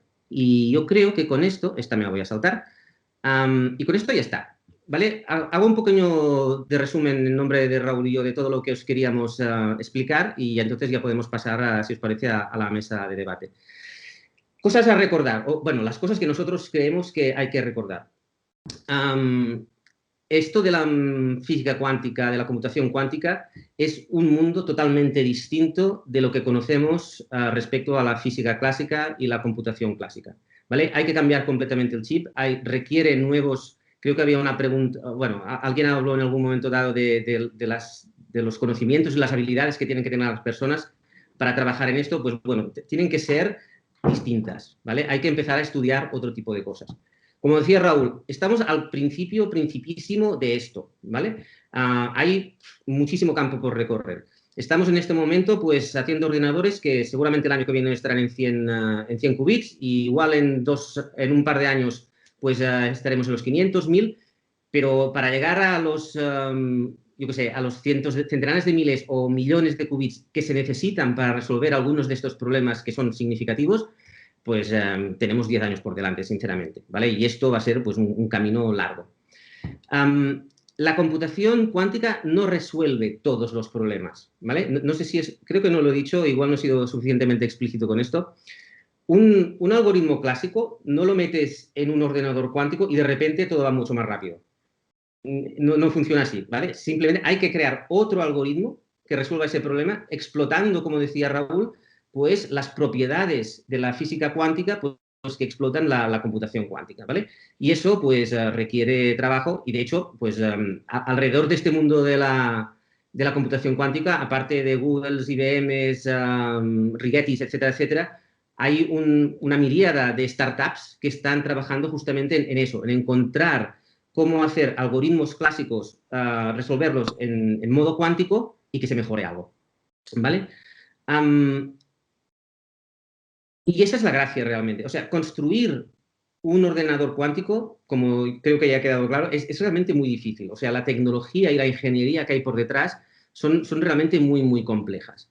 Pero la magia, lo que hace que de repente algo que tardaba pues tropecientos trillones de años te tarde 100 segundos, está en encontrar el truquito con el algoritmo adecuado, ¿vale? Y esa es realmente la gracia y para mí la magia que tiene. Y una última cosa que normalmente no se habla mucho cuando se habla de computación cuántica, que es el tema energético, ¿vale? Insisto que el hecho de que los circuitos cuánticos sean reversibles y eso implique gasto de energía cero, pues es una posibilidad para todos de tener pues, sistemas de computación pues, mucho más amigables con el medio ambiente de los que tenemos ahora. Creo, el otro día leí, había una estadística que decía que para el 2025 o algo así, o sea, dentro de poco, 5 años o por ahí, el 20% de la energía mundial se iba a gastar en centros de datos, tanto centros de datos de nubes como de clientes, como de nuestros ordenadores personales, etcétera, etcétera. El 20% de la energía de la Tierra es una barbaridad. Yo no sé hasta qué punto esto es sostenible. No digo que los computadores cuánticos vayan a resolverlo todo, pero son una vía de tal vez intentar atacar ese problema. Pues con esto os dejamos, esperamos que os haya gustado y ahora le paso la palabra otra vez a Nacho para que abra la mesa de debate. Muchas gracias. Bueno, gracias Raúl, gracias Enric. Primero agradeceros y segundo, yo vuelvo al mundo clásico. Confirmo que vivimos en dos mundos diferentes, el cuántico y el clásico. Y si os parece, pues vamos a hacer, si os podéis activar la cámara a los ponentes, por favor, y haremos una serie de preguntas y después daremos la palabra a los asistentes. También han llegado algunas preguntas por el chat, a ver si las podemos ir recogiendo y las pasaríamos después. Empiezo contigo, José Luis, ¿estás por ahí? Aquí estoy. Sí, ha habido también una mención, pero me gustaría, bueno, desde tu visión como analista y muchos estudios que haces, ¿crees que será necesario nuevas skills o habilidades hoy en día inexistentes para este nuevo paradigma en la programación? Bueno, se ha comentado ligeramente un poco, pero yo esto justo además me lo estaba preguntando un poco qué tipo de competencias vamos a necesitar para desarrollar esto, digamos, fuera del entorno académico y de la experimentación y del laboratorio, como he entendido y entiendo que está esto todavía, sino de una forma más escalable. Y yo me imagino que será de la misma forma como empezaron los ordenadores, que al final ahí va a haber un tipo de perfil que va a ser necesario para desarrollar el código máquina de estas máquinas, de estos programadores, el código que está más cerca de los chips y de los qubits. Alguien va a tener que hacer el lenguaje ensamblador, y paulatinamente pues llegará un momento donde se irán desarrollando sistemas que permitirán hacer desarrollo sobre estas máquinas sin necesidad de conocer ni entender muy bien qué es un qubit. Realmente podríamos decir que hoy hay desarrolladores que tampoco hace falta que entiendan exactamente cómo funciona una puerta NOR, ni un circuito, ni un microprocesador, ni siquiera un transistor. Con lo cual esto tarde o temprano tendrá que ser así para que pueda ser aplicable y escalable. Así que yo identificaría dos ámbitos: el que está más cerca de la producción de los ordenadores y que quizá la capa de sistema operativo ensamblador evidentemente requerirá que alguien que se ponga ahí entienda sobre qué máquina está desarrollando y qué herramientas necesita para sacarle el máximo partido. Pero seguramente, y bueno, ya hemos visto aquí en una de las pantallas que se ha enseñado anteriormente, no sé si era Raúl o Enric, una interficie para simular esas puertas lógicas de un ordenador cuántico. Entonces, yo creo que habrá esos dos mundos, el de los que realmente tendrán que ser expertos, pero no dudo que en algún momento se tendrán que desarrollar compiladores y librerías y toda una suite como para que los no expertos puedan empezar a aplicar algoritmos y códigos sobre los ordenadores cuánticos. Perfecto, gracias José Luis. Manuel, una pregunta para ti. Creo que tuvisteis un artículo en tu revista en agosto de este año y hablabas de los países que estaban invirtiendo en computación cuántica. ¿Puedes comentarnos ese tema? ¿Cómo lo ves? Sí, cuando hicimos el artículo, pues bueno, esto es que puede ser como la batalla que hay actualmente por el control del 5G y quién va a ser la potencia dominante, por así decirlo. Y todas las previsiones apuntan que en los próximos años pues el campo de batalla se va a trasladar al tema de la computación cuántica. Y pues evidentemente son dos los países que están invirtiendo más recursos en innovación, y especialmente el que está creciendo espectacularmente es China. China está a la vanguardia de esta tecnología. Por ejemplo, tú antes, Nacho, ya al principio en las presentaciones ya lo comentabas, que en el año 2016 lanzaron el primer satélite cuántico. Y para que más o menos se vea con cifras, pues el año pasado Estados Unidos invirtió alrededor de $200 millones en desarrollar computación cuántica. El problema es que China, como casi siempre, pues esconde las cifras, y varios analistas ya han apuntado que está, o bien ya les ha superado, y si no lo han hecho, pues está a puntito de hacerlo. El problema de esto tiene que ver que Estados Unidos empieza a tener miedo, sobre todo porque puede afectar a temas de seguridad. De seguridad de defensa, más bien, ejército, espionaje, etcétera. Incluso llegamos al punto de que el Centro para la Nueva Seguridad estadounidense afirma que China se está posicionando como una potencia en la ciencia cuántica. Y según esta agencia, pues los investigadores chinos ya han logrado un historial de avances constantes en una investigación básica en el desarrollo de tecnologías cuánticas, pues criptografía cuántica, comunicaciones, computación, informes de progreso en radar cuántico, detección, imágenes. Y la cosa es que los chinos, aparte de esconderlo, pues lo hacen poquito a poco, en rollo chino, vaya. La gotita china que va cayendo poco a poco, pues en esto de la computación cuántica, pues igual que en el 5G. Entonces, no se sabe la inversión que hacen, pero sí se sabe que o están por delante o muy... El resto de países, pues bueno, tenemos a Canadá, que ocuparía una tercera posición, que basa su método en una colaboración público-privada y dedica una inversión en torno a los 1.000 millones de dólares anuales. Y el resto de países ya se encuentra a gran distancia. En Europa solo Alemania dedica una cantidad significativa, que estará ya en torno a los 650, y el resto de europeos, pues Reino Unido 150, el resto ya nada. O sea, Francia 10 millones, Holanda 13, y España no aparece en ninguna de las listas, pero los proyectos que tiene son casi todos, vienen de la empresa privada, pero lo que sí dicen todos los analistas es que tenemos varios de los mejores expertos en esta materia. Así que esa es la situación.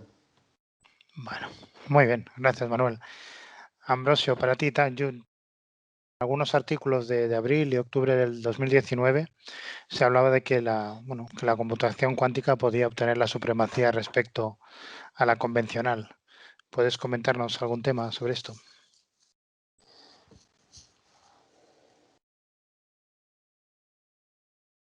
Ambrosio. ¿Ya? Perdonad. Sí, perfecto. Adelante.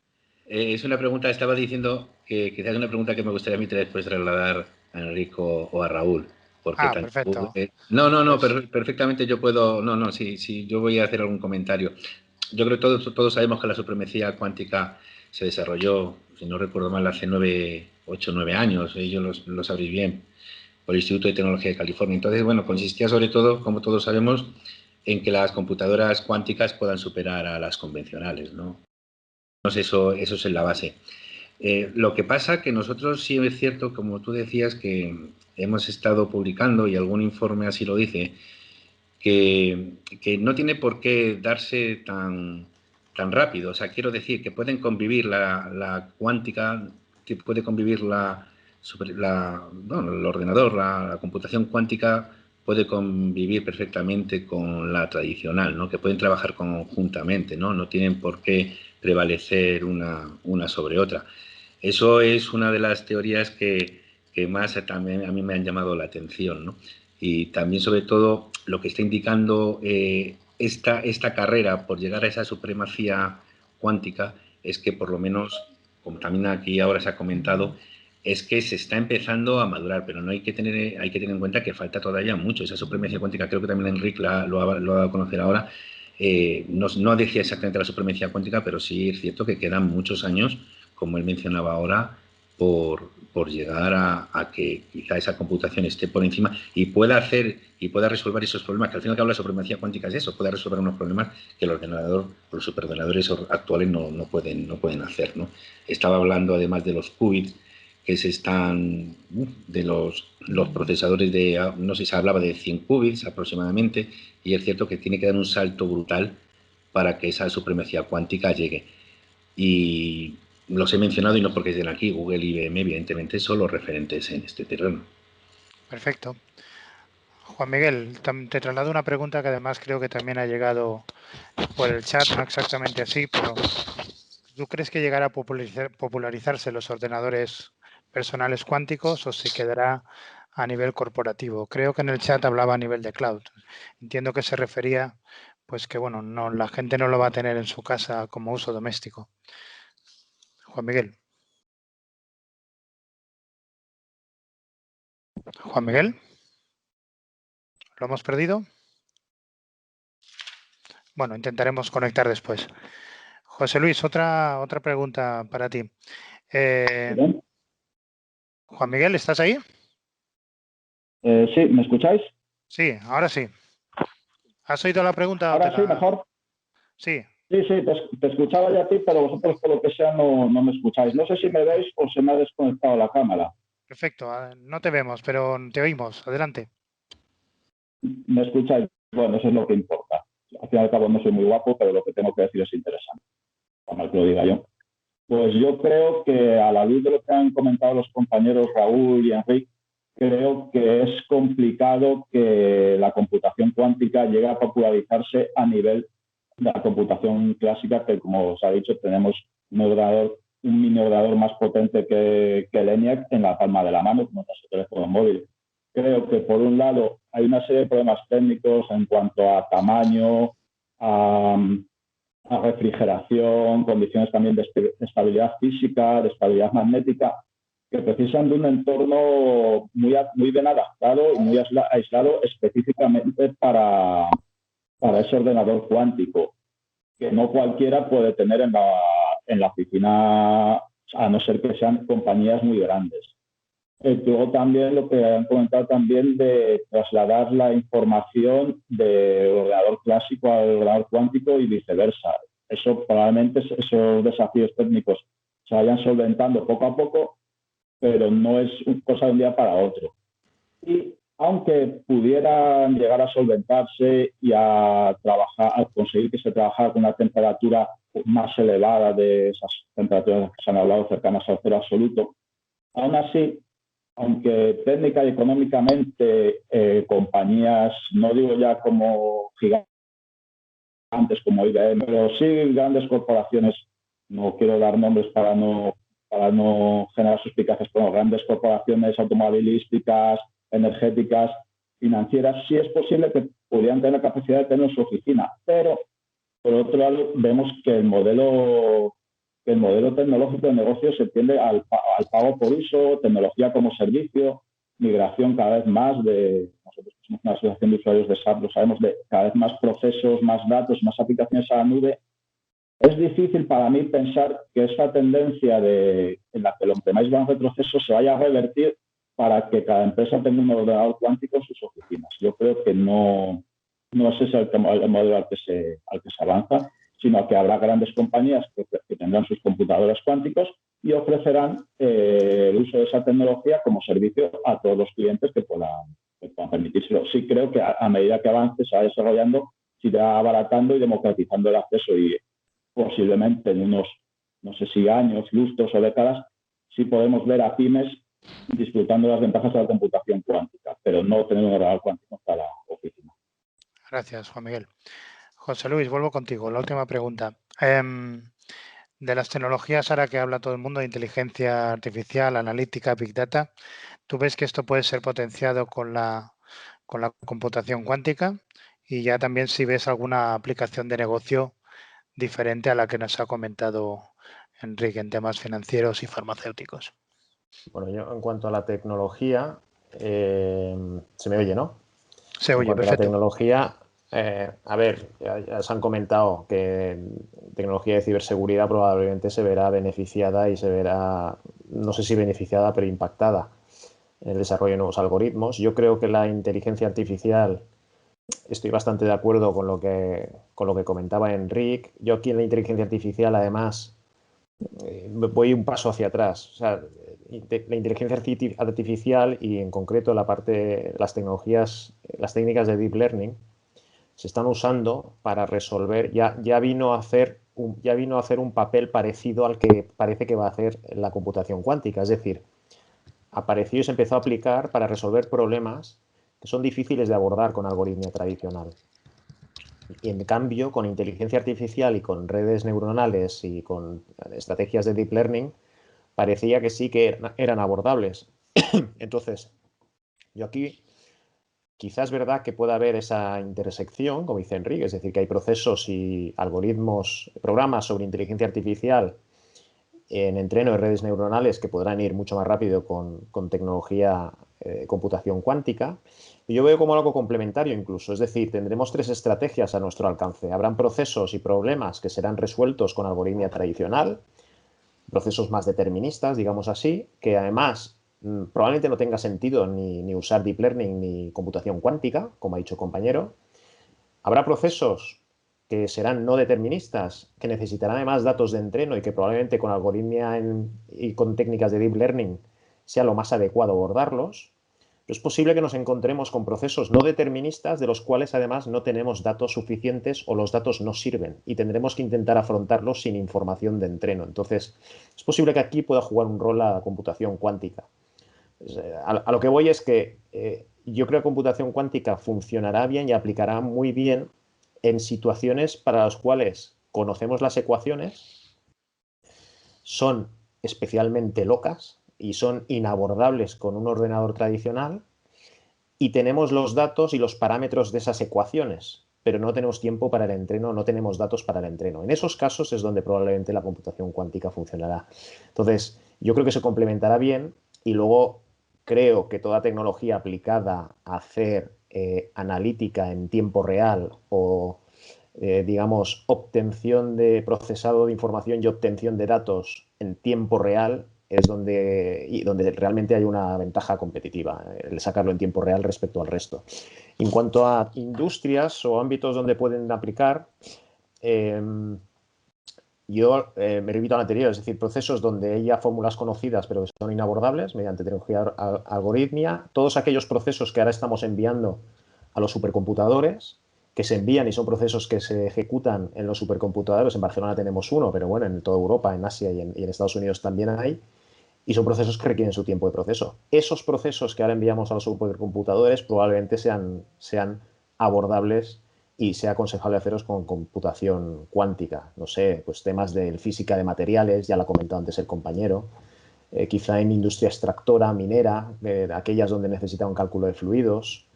Todo este tipo de industrias probablemente sean interesantes, donde la computación cuántica puede ayudarles y mucho. Aquellas donde hay simulaciones, por ejemplo, en I+D, pero en simulación de materiales, simulación de situaciones. Yo creo que es en este ámbito donde realmente habrá una aplicación más competitiva y donde realmente hay una ventaja competitiva para aplicar estas técnicas y no otras. Es decir, al final tenemos que asumir que no para todo podremos usar computación cuántica porque no saldrá cuenta. Muy bien. Gracias, José Luis. Manuel, una pregunta muy fácil, pero a lo mejor difícil de contestar, ¿no? ¿Va a poder cualquiera acceder a la computación cuántica? ¿Nos van a dejar? ¿O qué te parece? Bueno, pues es algo que más o menos ha comentado algo Juan Miguel antes. Al final se puede ir a un modelo as a service, pues como en el cloud, ¿no? A día de hoy, desde luego, es algo que a la gente normal que está en la calle o incluso un usuario avanzado, pues esto es algo del más allá porque todavía le queda tiempo. O sea, hay una cosa muy curiosa que ya es que han demostrado algunos físicos, pues esto a lo mejor Raúl o Enrique me pueden corregir, y es que se pueden subcontratar tareas informáticas a servidores cuánticos que realizan lo que se denomina la computación cuántica ciega. Esto es que básicamente que los servidores cuánticos no tienen la información completa sobre las tareas que están computando y esto garantiza que las tareas informáticas de los clientes se mantengan seguras. Hasta ahora, pues las demostraciones de computación cuántica oculta han requerido que los clientes tengan sus propios dispositivos cuánticos para delegar tareas para la computación cuántica ciega. En realidad la idea es que si bien hay ciertas tareas de computación que las computadoras cuánticas pueden realizar mejor que los ordenadores que conocemos todos, la computación cuántica necesita de un hardware que es muy caro y es muy complejo y pues evidentemente los usuarios no pueden adquirirlo y la gran mayoría de las empresas pues tampoco. Entonces lo que hace esta computación cuántica ciega es que los clientes puedan dar sus tareas informáticas a servidores cuánticos que hacen el trabajo por ellos. Digamos que esto puede ser lo que más se podría acercar a día de hoy a lo que el uso de la computación cuántica por la gente un usuario un poquito más avanzado. Pero vamos, le queda mucho camino, sí. Gracias, Manuel. Ambrosio, voy contigo. Bueno, comentaste algunas opciones de negocio en sanidad. Bueno, también comentabas que sería beneficiado las tecnologías como el Big Data, ¿no? Por un mayor rendimiento en una aplicación. ¿Puedes comentar algo sobre ese tema? Estás sin micro. Ambrosio, el micro. Perdona, es la segunda vez que me pasa. No, en cuanto a las aplicaciones estaba diciendo que sí, ya habéis comentado bastantes cosas, ¿no? Yo lo único quizás que podría decir es que, mira, estaba leyendo antes un informe y decía que el 40% de los responsables del negocio, creo recordar, y responsables de tecnología, están trabajando en adoptar medidas proactivas, ¿no? De preparación para la computación cuántica. Para mí me parecía, cuando lo he leído, digo, me parece un tanto por ciento bastante amplio. Claro, esto quiere decir que un 40% de empresas o de organizaciones están pensando ya en la computación cuántica. Y quizás un poco también el desconocimiento en algunas áreas que tengo, pero yo pensaba que todavía estábamos evidentemente entrando, pero no con ese grado de concienciación de las organizaciones de decir, oye, que esto por aquí pues no tenemos que apostar. Con esto lo que quería deciros es que yo creo que cualquier tipo de industria, aunque aquí hemos estado hablando, cualquier tipo de industria yo creo que va a ser susceptible de poder apostar y desarrollar proyectos de computación cuántica. Hay un ejemplo que a lo mejor muchos de vosotros conocéis y a mí me llamó la atención, que en China el mundo del taxi se aprovechó de los datos de los taxistas pues para hacer un proyecto de computación cuántica relacionado, o sea, para sobre todo optimizar las rutas, ¿no? En Pekín.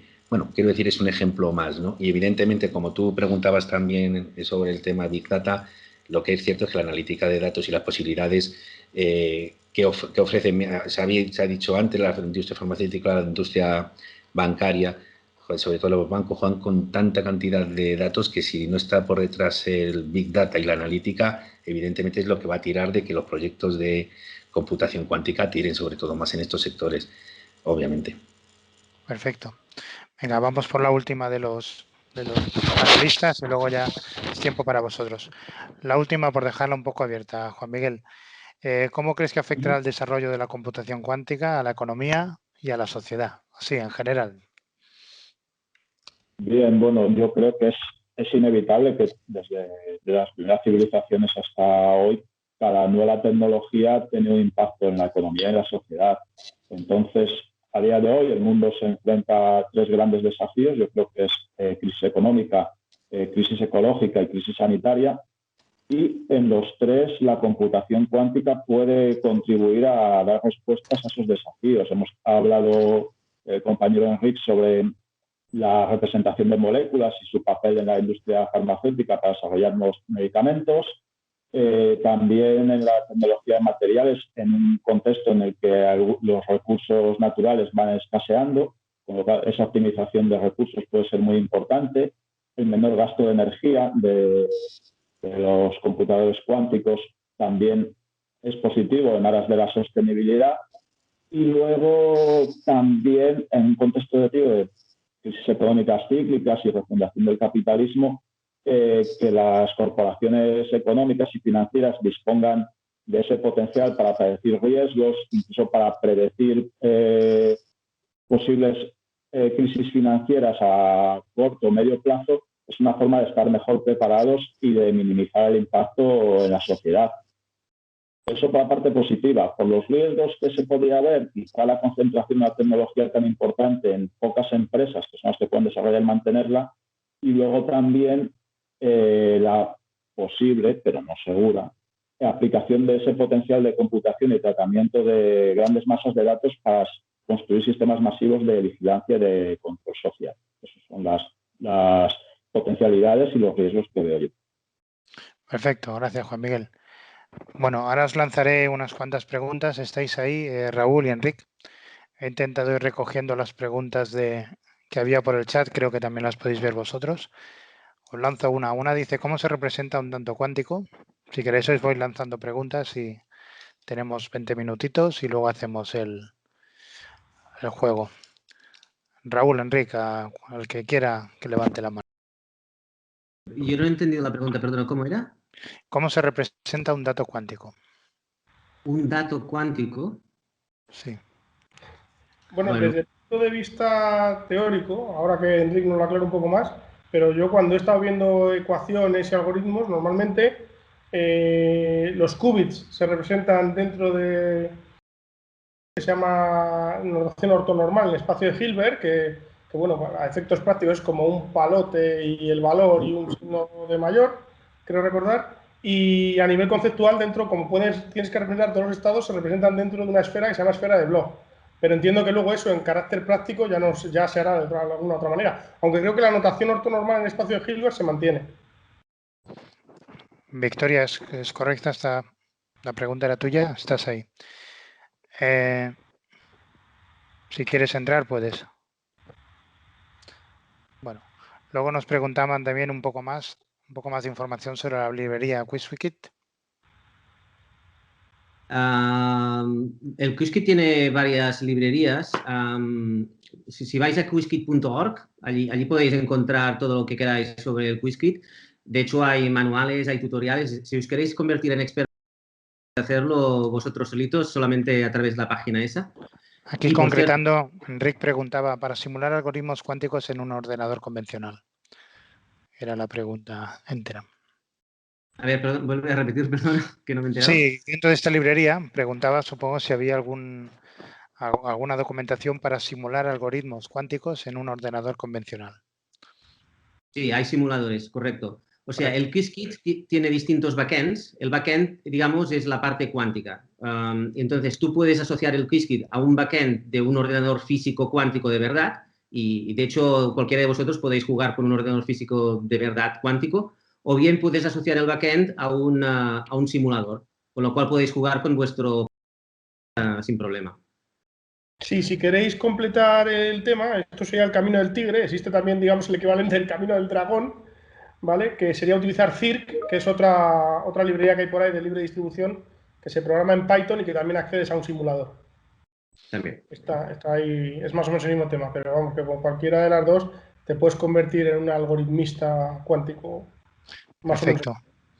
También preguntan, por ejemplo, si se podría simular una red neuronal en formato cuántico. A ver, poder, si tienes un ordenador cuántico suficientemente potente, por supuestísimo que sí, podrías hacerlo. El tema es que, o sea, aquí hay, dejadme que conteste la pregunta de una manera un poco distinta y que ha salido antes. Los ordenadores cuánticos no van a sustituir a los ordenadores clásicos.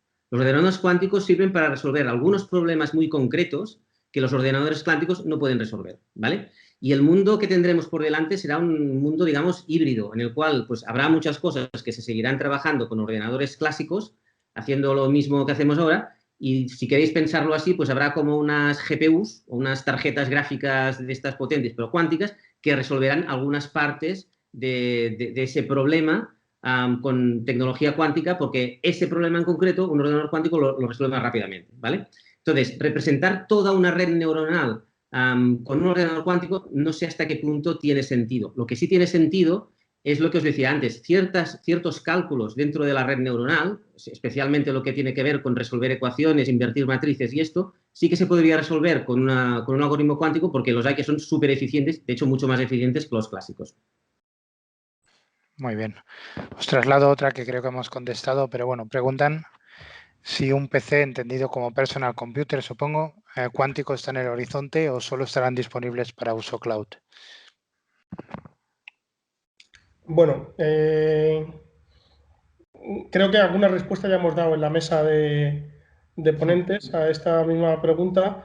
El futuro de un ordenador cuántico de uso general, yo creo que todavía nos pilla un poco lejano. Pero recordar la foto esa que hemos visto en la presentación un poco, ¿no? Del señor que estaba ahí reprogramando el ENIAC en 1947 y esa otra persona que estaba recolocando las señales en el ordenador cuántico, ¿no? Yo creo que estamos justo en ese momento. Entonces, ¿por qué no soñar que irán siendo cada vez más pequeños? Puede ser, pero hoy está lejos. Yo creo que esa miniaturización, cuando nos metemos en las leyes de la física cuántica, no va a ser tan sencillo, porque hablamos ya de cómo interactúan partículas subatómicas, va a ser un poquito más delicado, pero ¿por qué no pensarlo? O sea, lo que está claro es que no va a ser ni para mañana, ni para pasado, ni seguramente para dentro de un año, ni para dos. Y luego es muy importante también saber que al final convertir un ordenador cuántico en un ordenador de propósito general hoy por hoy es complicado, porque solo valen para ese subconjunto de problemas. Cuando digo solo, tomarlo esto entre comillas, solo valen para un subconjunto de problemas que son inabordables con otras tecnologías y para la que esta tecnología es muy buena, lo cual no significa que las otras tecnologías se descalifiquen, ¿no? Y seguirán su camino. Yo por complementar lo que dice, yo me remitiría a lo que ha dicho Juan Miguel Revilla, creo que ha sido. O sea, el mundo al que vamos es un mundo básicamente de consumo as a service, de consumir servicios que te da un proveedor en una nube o donde sea, y lo más probable es que la computación cuántica en los próximos años, pues cuando esté disponible, digamos, a nivel empresarial, así, ordenadores gordos, sea a través de una suscripción a una nube, que tú pues pasas tu problema y te devuelven el resultado, cosas de este tipo. Lo de llegar a que esté dentro de un ordenador portátil, pues bueno, como dice Raúl, se puede soñar, pero esto tardará muchísimo tiempo. Antes yo creo que pasaremos por la fase de que se consuma vía nube. Sí. Hay otra pregunta que se habla, bueno, ¿por qué se habla tampoco de ciberseguridad postcuántica y sobre la algoritmia Quantum Inspired? Si queréis podéis contestar, pero bueno, quizá como haremos alguna otra sesión, pues podrá quizás ser una buena idea enfocarlo en la próxima. En cualquier caso, si queréis contestar sobre el tema de ciberseguridad postcuántica. Bueno, yo hasta donde sé, no se habla poco de ciber... Bueno, igual es por los círculos en los que me toca moverme a mí, pero de criptografía postcuántica se habla mucho. Y como decía, en este momento la NSA, ¿cómo se llama? La National Agencia Americana, pues desde hace, yo creo que es un año y pico así, pues montó un concurso para encontrar los mejores algoritmos postcuánticos y están ya en las fases finales y hay algoritmos súper chulos y es algo pues que está candente y de lo que se habla. Yo creo que no es algo que esté aparcado ni muchísimo menos, al contrario, yo creo que es algo que preocupa mucho y que, bueno, que se está encontrando una solución, bueno, supongo que se encontrará una solución con estos algoritmos, pero yo no creo que sea algo que esté, digamos, desplazado del foco de atención. Bueno, ya la última, si no me he dejado antes de que gente que se despedía y se desconectaba, el tema de, bueno, QuizWith es de IBM y por lo que parece ser CirQ, ¿no? Es de Google. Hablan que son open source software, ¿no? Development Kit, el SDK. Bueno, no sé exactamente la pregunta a comentar ese tema, supongo que sí que cada empresa tiene lo suyo. ¿Yo puedo hacer una pregunta, Ignacio? Sí, adelante. Mira, bueno, va a ser una pregunta de reflexión al respecto de lo de la ciberseguridad, de lo de la NSA que ha explicado Enric. De hecho, yo he leído que la NSA está preocupada no solo por la desencriptación de los protocolos de seguridad actuales y futuros, sino porque un ordenador cuántico, o sea, está preocupada por el ya mismo. Es decir, que un ordenador cuántico de aquí 10 años sería capaz de desencriptar información de entonces y la de ahora, y toda la información que esté disponible en bases de datos. Es decir, que el problema, en realidad ellos, yo creo que la percepción es que lo tienen ya, porque, o sea, con la encriptación actual no tendrían forma de evitar que un ordenador del futuro accediese a información que se está generando ahora o que se ha generado hasta ahora, aunque esté encriptada. Es totalmente correcto, José Luis. De hecho, o sea, a mí me toca trabajar mucho con bancos por mi tipo de rol y realmente lo que preocupa a los bancos es esto que tú acabas de decir. O sea, no es que en el futuro pues un ordenador cuántico pues rompa el algoritmo de RSA de conexión a Internet, sino todas las bases de datos, todos los archivos que tienes de los últimos 20 años con datos de todo, de todo lo que quieras, que o se reencriptan de alguna manera o llegará un momento, en 10 años o en 15, que sí que serán atacables. Y el problema es que las regulaciones bancarias y de otras industrias igual, pues exigen que los bancos pues tengan estos datos guardados muchísimos años. Con lo cual, es verdad, es un problema que hay que resolver ahora y ver qué se hace con estos datos para que en el futuro, cuando haya un ordenador que los pueda desencriptar, pues estemos preparados. Es totalmente cierto. Por fin sabremos quién mató a Kennedy, ¿no? Igual sí. Bueno, pues creo que les he dicho todas las preguntas que había. Si hay alguien más que quiera hacerlo, que pregunte. También trasladaros que ha habido una persona que es físico y que, bueno, se postula también para participar como ponente, con lo cual agradecemos. Entonces, si no hay... ¿Perdona? Fenomenal. Fenomenal. Si no hay ninguna pregunta... ¿Hay alguna pregunta más? Sí, yo, Nacho, solamente quería, como he estado hablando de la supremacía cuántica, bueno, me has preguntado sobre ello, sí me gustaría trasladar a Raúl y a Enric, no que entréis en disputa y nada de eso, no quiero ir por ahí, simplemente si veis necesario que se llegue a ese concepto de supremacía cuántica desarrollado por John Preskill, ¿qué opináis sobre ello? Porque aquí se está hablando que no tiene por qué prevalecer sobre la clásica y en cambio esa teoría, así lo entiendo yo, sí habla de que ese momento llegará. Empieza tu Raúl si quieres, yo lo sigo. O si hemos dicho que podía hacer la pregunta, pero a lo mejor no hay respuesta. No, voy contestando, no hay problema. Vamos a ver, como bien dice San Ambrosio, es un milestone, ¿vale? Este concepto de supremacía cuántica es un milestone, es como el Hello World de la computación cuántica, digamos, ¿no? Y es el punto en el que se dice, bueno, hemos conseguido hacer una operación o ejecutar un algoritmo que no es posible ejecutarlo con ordenadores actuales en un tiempo, que esta es la coletilla importante, en un tiempo razonable. ¿Vale? Ahora, la frontera donde pones el tiempo razonable, pues ¿qué ponemos? ¿10.000 millones de años? ¿10.000 años? ¿200 años? ¿1.500 años? O hasta que se acabe el universo, pues no lo sabes, ¿no? Entonces yo creo que hay que tomárselo como eso, como un milestone que las empresas están intentando alcanzar, por lo menos por la parte que a mí me toca, creo que Google trabaja sobre ello y así vamos haciendo anuncios. Me consta que IBM está haciendo también estos esfuerzos y yo creo que lo bonito de esto es que al final hay empresas y tenemos la oportunidad como especie de estar trabajando en cosas que hasta hace relativamente poco eran impensables. Y yo creo que eso es lo que es de agradecer. Más allá de una empresa, otra o todas las demás de las que no hemos hablado, porque aquí estamos Enrique y yo hoy, pero podría haber otros 10 o 12 sentados que tienen muchísimo que decir sobre esto, ¿no? Entonces, creo que es un milestone que hay ahí, que muchas veces ponemos etiquetas y estas cosas porque necesitamos comunicar. Es esa sal y pimienta que he dicho antes en mi presentación, que muchas veces añadimos los que directamente no estamos trabajando en esto, ¿no? Porque necesitamos llevarlo a cosas que podamos entender. Entonces, pero vamos, a mí realmente lo bonito me parece lo otro, ¿no? Tener equipos de científicos que trabajan en algo que hasta hace relativamente poco realmente era impensable, vamos. Yo estoy totalmente de acuerdo con Raúl. Lo único que diría, y lo digo a nivel personal, es que lo que no me gusta es la palabra supremacía, por todas las connotaciones negativas que tiene, y además porque da a entender que llegará ese momento en que los ordenadores clásicos ya no necesitaremos. Y eso creo que es totalmente falso, como decía antes. O sea, los ordenadores cuánticos nos ayudarán a resolver ciertos tipos de problemas, pero son unos muy concretos. Los ordenadores clásicos, tenemos ordenadores clásicos para eones. Por lo tanto, a mí lo que me chirría de esa historia de la supremacía cuántica es justamente la palabra. Por el resto, estoy totalmente de acuerdo con Raúl, es un milestone. Los repetidores, ¿de acuerdo? Cualquier cosa, a USAPE a vuestra disposición. Gracias. Buenas tardes. Muchas gracias a vosotros. Gracias a todos. Buenas tardes. Gracias. Chao, chao.